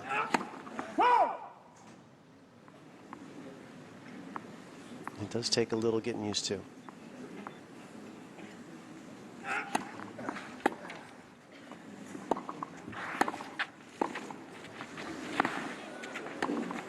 Talked about the continuous improvement in this man's game, and well, that's been a big area. He's been so comfortable coming to the net now. There's no hesitation at all.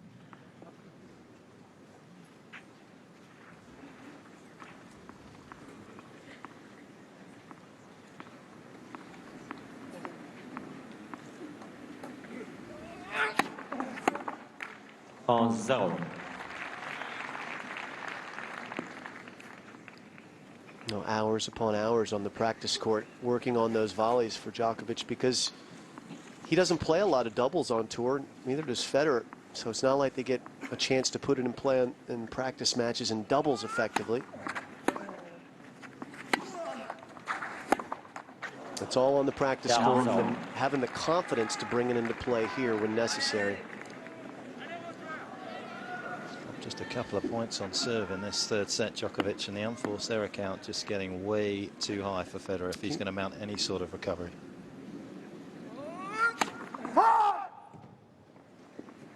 You expect Federer to have a lot of unforced errors, but you hope he has a ton of winners to go along with it.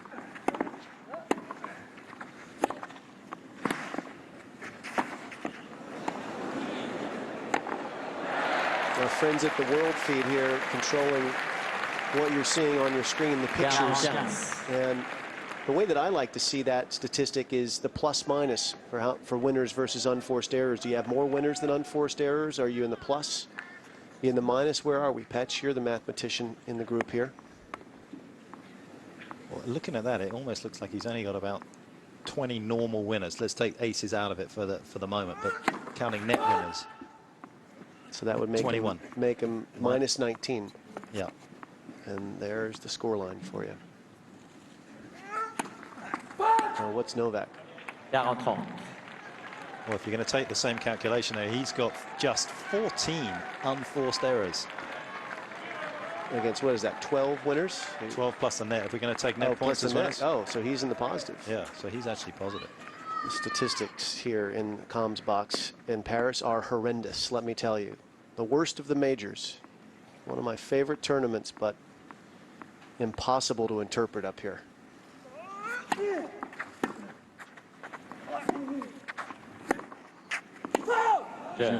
One thing that's crystal clear, though, is this man's in a lot of trouble here in this semi-final.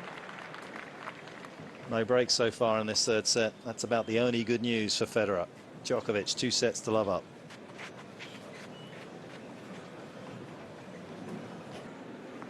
Not quite the same here in Paris for the Spaniard.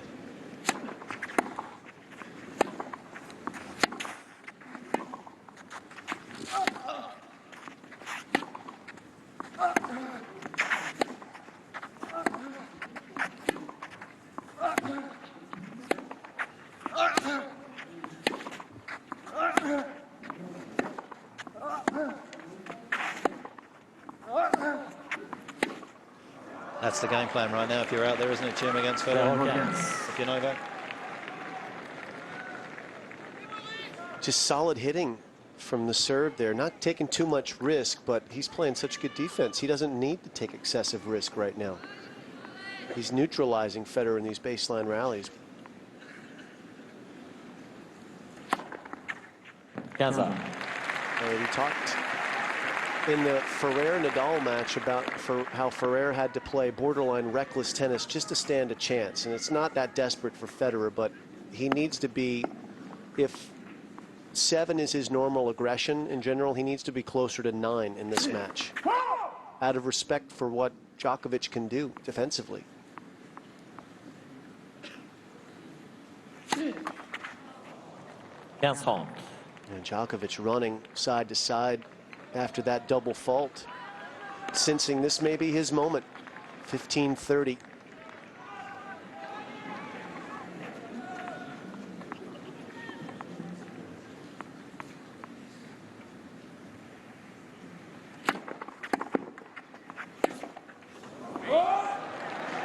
It would appear that he was right.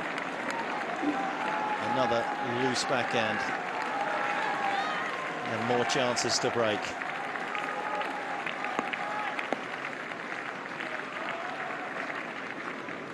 And he's been lethal when given a chance.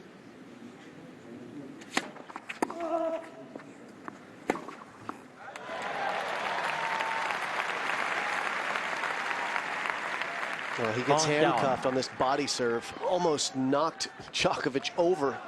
How he got his racket there with his wrist that far inside of his chest is a testament to his skill. And he still has a break point. And he'll get a second serve now. Big problems for Federer.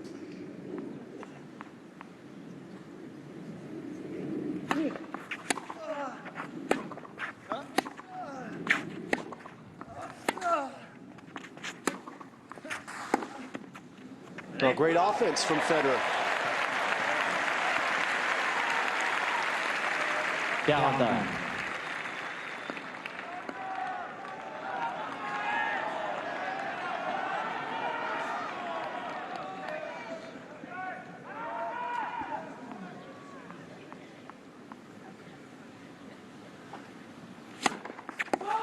Oh, he went for the body serve again.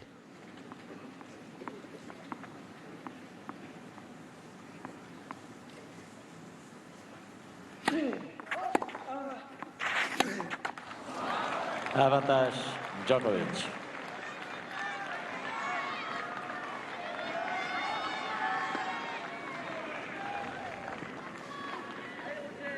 And will it be third time lucky for the world number one?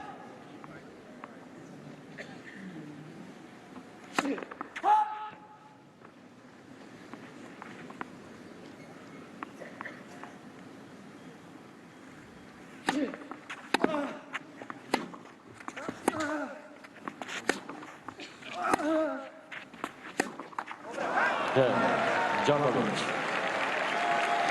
Well, they say that goals are dreams with deadlines, and it would appear that Novak Djokovic is going to have his date with destiny on Sunday to see whether he can realise his. 2 sets to love, a break to the good, and the final showdown with Rafa looming large. He's had his chances, Federer. He'll be disappointed with how that second set got away from him.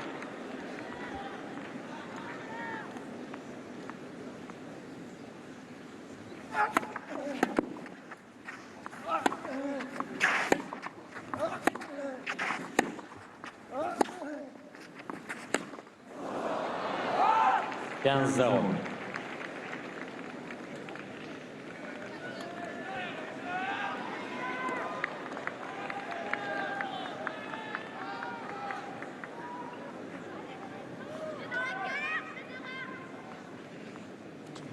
Seven unforced errors off his favourite shot.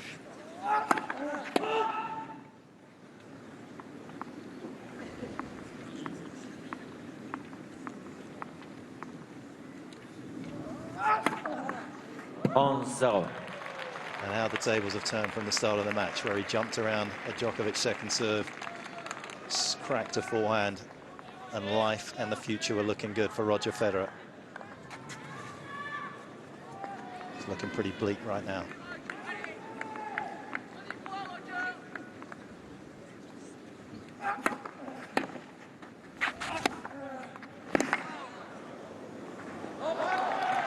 On 0.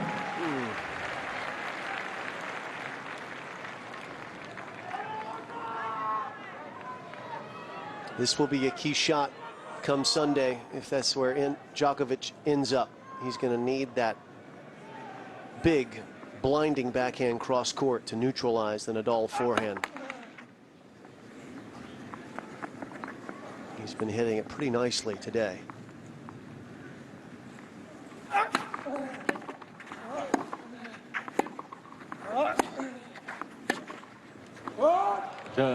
Djokovic. And the world number one just one Djokovic game away from his first ever final here in Paris. It's going to take a remarkable effort for Federer to come back from here.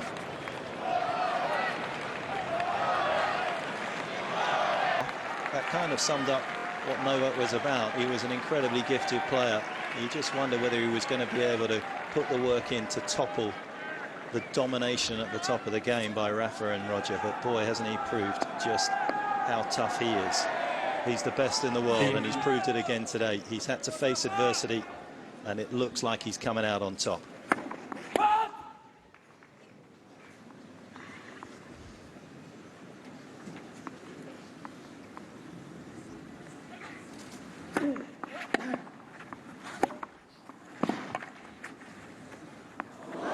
It's all going his way.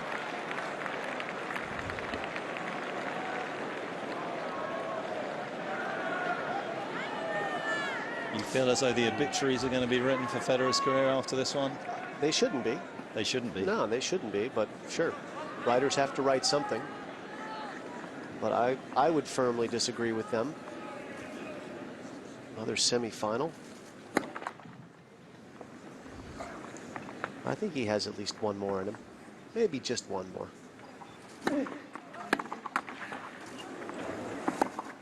Well, that's more than about 98% of the players who ever play at the top level of this game will get. If he gets another, he's had more than any other man in his career. As long as he's healthy and moving quickly, Roger Federer is going to be a threat, particularly on the quicker surfaces, to win a major. Well, he's up against some substantial opposition, both today and with the other Spaniard awaiting the winner of this one.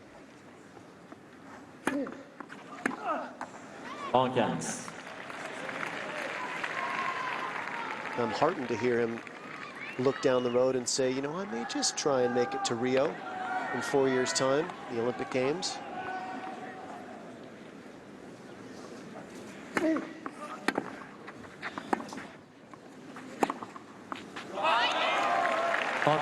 This may not be his day, but he'll have plenty more, Federer. But for now, history awaits on Sunday.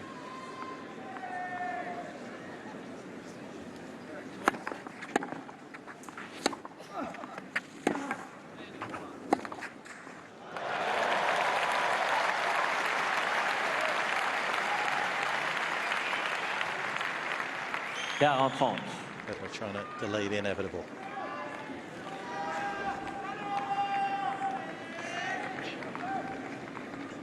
Feels that way. It is just one break of serve. That we should point that out before we get too far ahead of ourselves.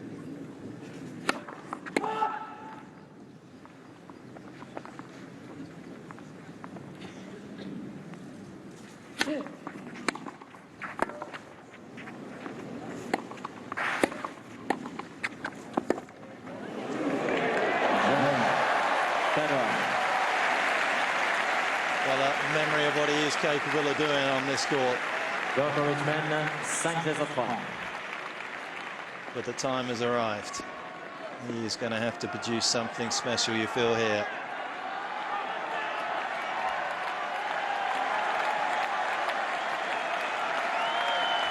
He's going to have close to 15,000 people trying to will him to a break of serve right now.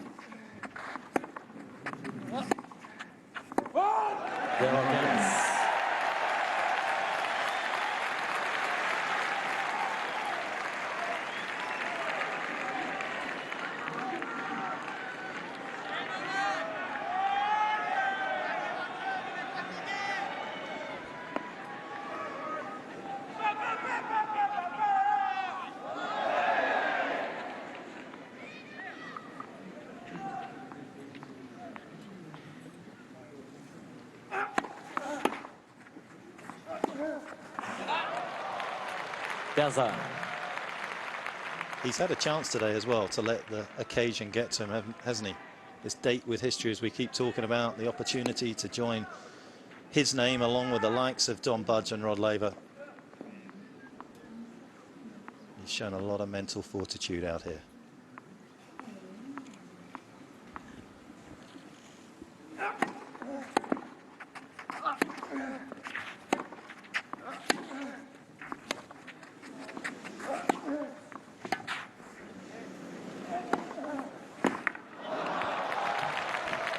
Classy overhead. It's not an easy day to strike those as purely as he managed to do.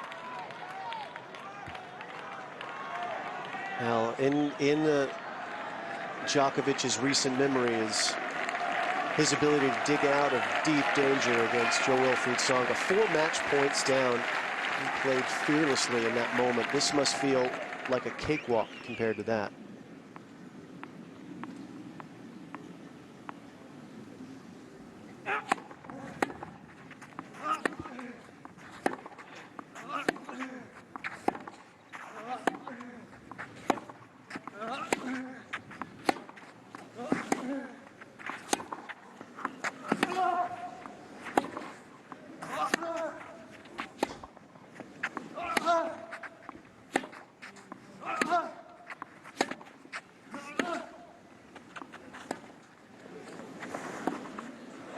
That is just ridiculously good. Unbelievably great, let's say. 2 match points for Djokovic on a truly astonishing passing shot. Marian Vida out of his seat, and everybody's mouths just wide open at the genius of this man.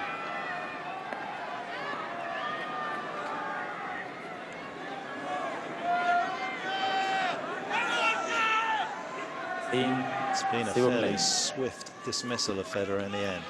4 minutes over the 2-hour mark.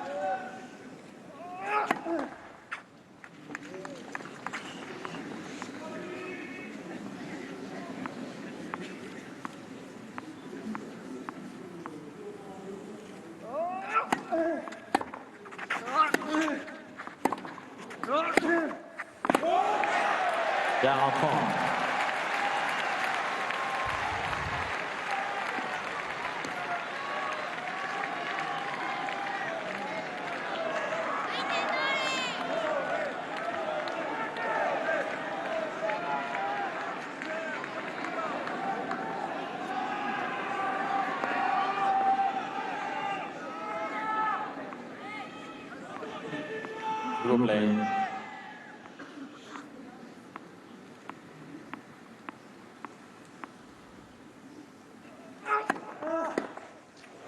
The second match, Djokovic. It's the best player in the world up against the best player on clay come Sunday. Djokovic, a straight sets winner over Roger Federer here at the French Open. He's through to his first ever final here. And he's got a chance to do something that not even Nadal and Federer have managed to achieve in their illustrious careers. We've been so blessed with historic dates in tennis. Sampras trying to break the record of all-time major wins. Then Federer topping him on Sunday. Either way, we're going to see history made. No man has won 7 French Opens. Rafael Nadal has a chance to do that. And as you mentioned, only 2 other men have ever held all 4 majors at the same time. Don Budge once, Rod Laver twice, once in the amateur era, once in the Open era. So it is Novak Djokovic against Rafa Nadal on Sunday in the men's singles final here. And even if you are the most staunch and avid Roger Federer fan, in a way that's the final that the game wanted, because it just sets up the most perfect head-to-head confrontation as the climax of this year's Roland Garros. Back here to chat more about this and also to show you the ladies doubles final that took place in the last sort of hour or so. See you shortly. Jim, that second match, we've had so many amazing semi-finals, Grand Slam semi-finals and finals in the last 12, 18 months or so. It never really took off, did it? Well, it certainly threatened to, because you had Federer up a break in the first set. Djokovic got back in there and took that set. And then Federer was in a runaway train, 3-0, 2 breaks of serve. Djokovic almost disinterestedly ripping balls down 3-love. He got himself back in, and then Federer, frankly, just blinked a little bit there. I think the moment sort of he realized that he should be already in the 3rd set. He still got to serve for that set, John. Once he didn't get that, I think the match was pretty much done. Fabrice, do you think, I'm sure a lot of people, I know, have had a text from friends who were watching that, saying that Federer just looked tired to them. For me, I mean, Djokovic was a bit tired today, but Federer was exhausted. Because even if you have the huge talent of Roger Federer, you need your legs to push on your serve, to turn around and hit a big forehand. And also on court, he's a very smart player, but many times he did the wrong choice because he lost his clarity a little bit because he was tired. I don't know what Jim and Mark thinks about that, but for me he was clearly slow today on court, a little bit flat. And regarding what he did in the past 12 months, losing in Wimbledon against Tsonga after being 2-0 up, losing in 5 or one more time in the US Open, and today he looks very tired. The question to Mark and Jim is, is down physically? Is because he's going to be 31, or is still that strong, as strong as Djokovic, Nadal, and those players? Well, Mark, it's an obvious question really to ask. You know, 2 days after a 5-setter like the one he had against Del Potro, if you're 25, 26, you could do that. If you're 31, can you still do that? Well, I think you can. I mean, and I think, to be honest, he started brightly, and I felt as though, you know, he got up in the second set as well. I think his tennis left him more than his legs left him. He got a little nervous. He couldn't see a way round Novak to some degree as well. I think that's what the biggest problem for him when he plays Nadal and Djokovic, particularly on this surface, is how do I get my winners? How do I win points consistently? Because the onus is so much on him coming up with an incredible forehands close to the line. And when he starts missing a few, those guys just absorb it, and then they wait for him to miss again. But that early break, Jim, that you were talking about, at that point, Federer was clearly in the ascendancy. And no doubt about it, he was the aggressor out there. He was light on his feet. He was optimistic at that point. I mean, I think we can't overlook the optimism and what that does to your body, too. It puts a little bit more pep in your step when you feel like things are potentially going your way. And I feel like maybe what Fabrice was seeing in the second set was a little bit of a deflation in Roger Federer, realizing that he'd let so many chances go and knowing that you don't get that many chances against a player of Novak's quality. So disappointment sometimes can lead to body language, making things look a little different. I personally don't think Federer was suffering from fatigue out there physically, maybe mental fatigue. Okay, well, what do you mean, at the end of that first set, obviously Djokovic hit a couple of great returns to actually be able to take that opening set. Fabrice? Yeah, I mean, this is the best return on the tour. I mean, Novak Djokovic can read the serve easily, and after 11 games on serve, I mean, Roger Federer lost his serve 6 times, so it's huge, and it's very difficult for the Swiss to. It was very difficult today for the Swiss to hold his serve. Mark, let's just talk about that point as well. You know, if Federer loses his serve 6 times and only holds it 5, is that saying more about Federer's serve, or is that saying a lot about the person at the other end? I think it's saying a lot about the guy at the other end. I think that eventually Novak gets a little bit into Roger's mind in terms of where he wants to serve, and particularly on a clay court, because the ball's just a little bit slower. Therefore, you know, he doesn't get as many cheap points. He started brightly. There was a number of aces flying off his racket, but as the match wore on, it seemed as though he just couldn't find as many gaps there. And I've said it already. I believe, you know, I'm not necessarily right, but I think he's the greatest returner, aggressive returner that the game's ever seen, Novak. And you can't underestimate what pressure that puts on a great server, even like Roger Federer, where you feel my best serve is coming back with interest. There was one fantastic rally, actually, that we ought to show just because it's worth seeing again. But the rallies like this were a bit in short supply, I have to say. Just watch this.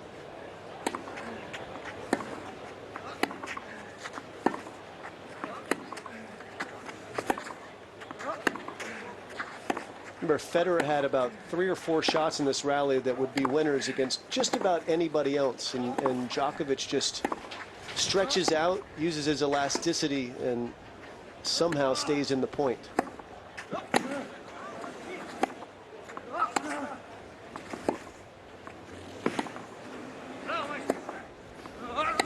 Hey, how frustrating is that? Federer should have won the point 3 times by now. This is still the same rally if you're watching at home.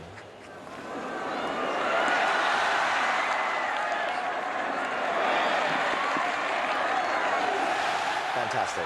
Well, if you have to do 4 points like this to win a game, of course it's difficult to win a match. So at 3 love up, Jim, I mean, it's very easy, I'm sure, you know, your average club player at home, 3 love up, they're thinking, oh, that's it, I've won this set now. Surely Roger Federer, 16 times a Grand Slam champion, doesn't think at 3 love up and with 2 breaks, that's it, I've done the job, or does he?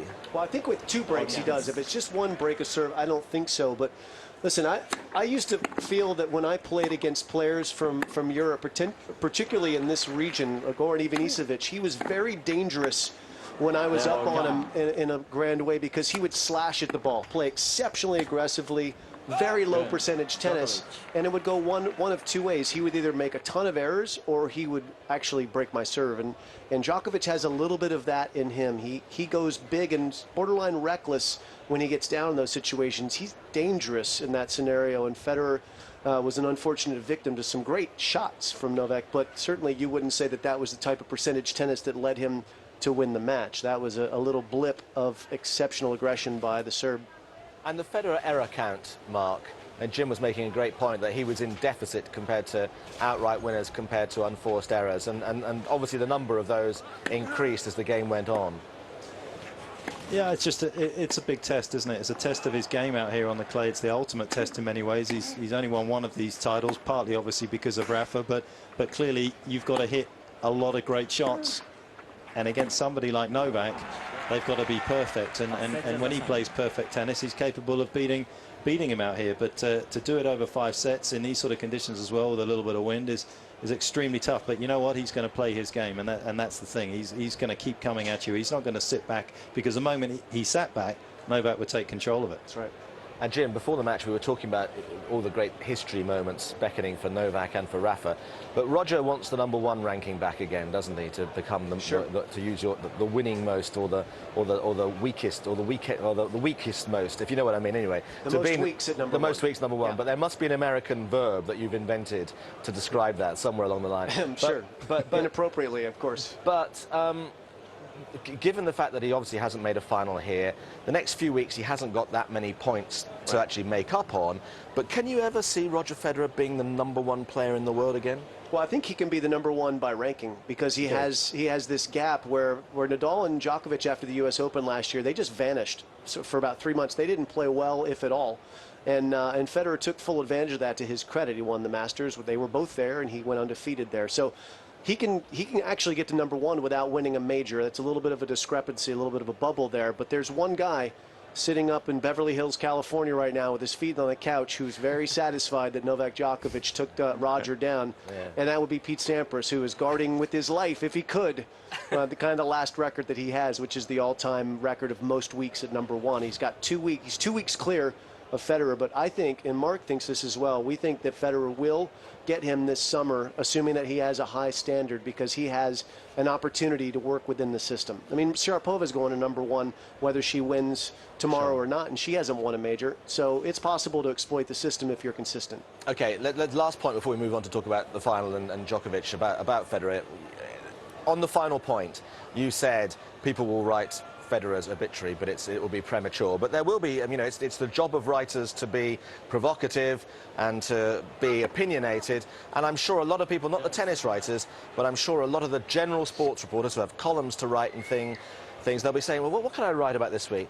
That didn't look like, that wasn't the imperious, magisterial, majestic Roger Federer that we've been used to for so many years now. So it's if you like, it's an easy topic to write, because none of us like to see a great champion on the way down. Why are they wrong to write that piece? Who's that to, John? You, John. Jim, sorry. Well, because frankly, it's not like he's losing in the 2nd round or the 3rd round. He's in the business end of all the majors, Federer. I mean, he's been so close. And why do we want to write him out of the story anyway? Don't we want to keep Roger Federer around? I mean, it's irritating for me on behalf of Roger, and I have no relations with Roger, to see those stories written, because the guy is there, he's present. It's not like his game, for me, I don't see that his game has dropped at all. I just think that, unfortunately, Nadal and Djokovic right now have risen to a level, and they have a matchup that favors them against Roger, and I think that's really where it stands.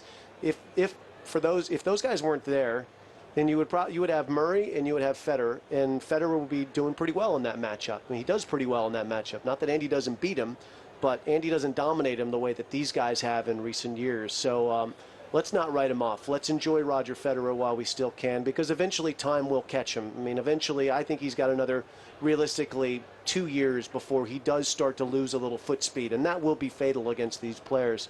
But I think he still has another 8 majors where he can make hay, and if he stays in there long enough, maybe he gets another one. I'd love to see him win another one. I mean, I'm as big a Roger Federer fan as you're going to get. He's been so good for our sport, a class champion all the way. Okay, let's just move on to talk about the other match that took place today.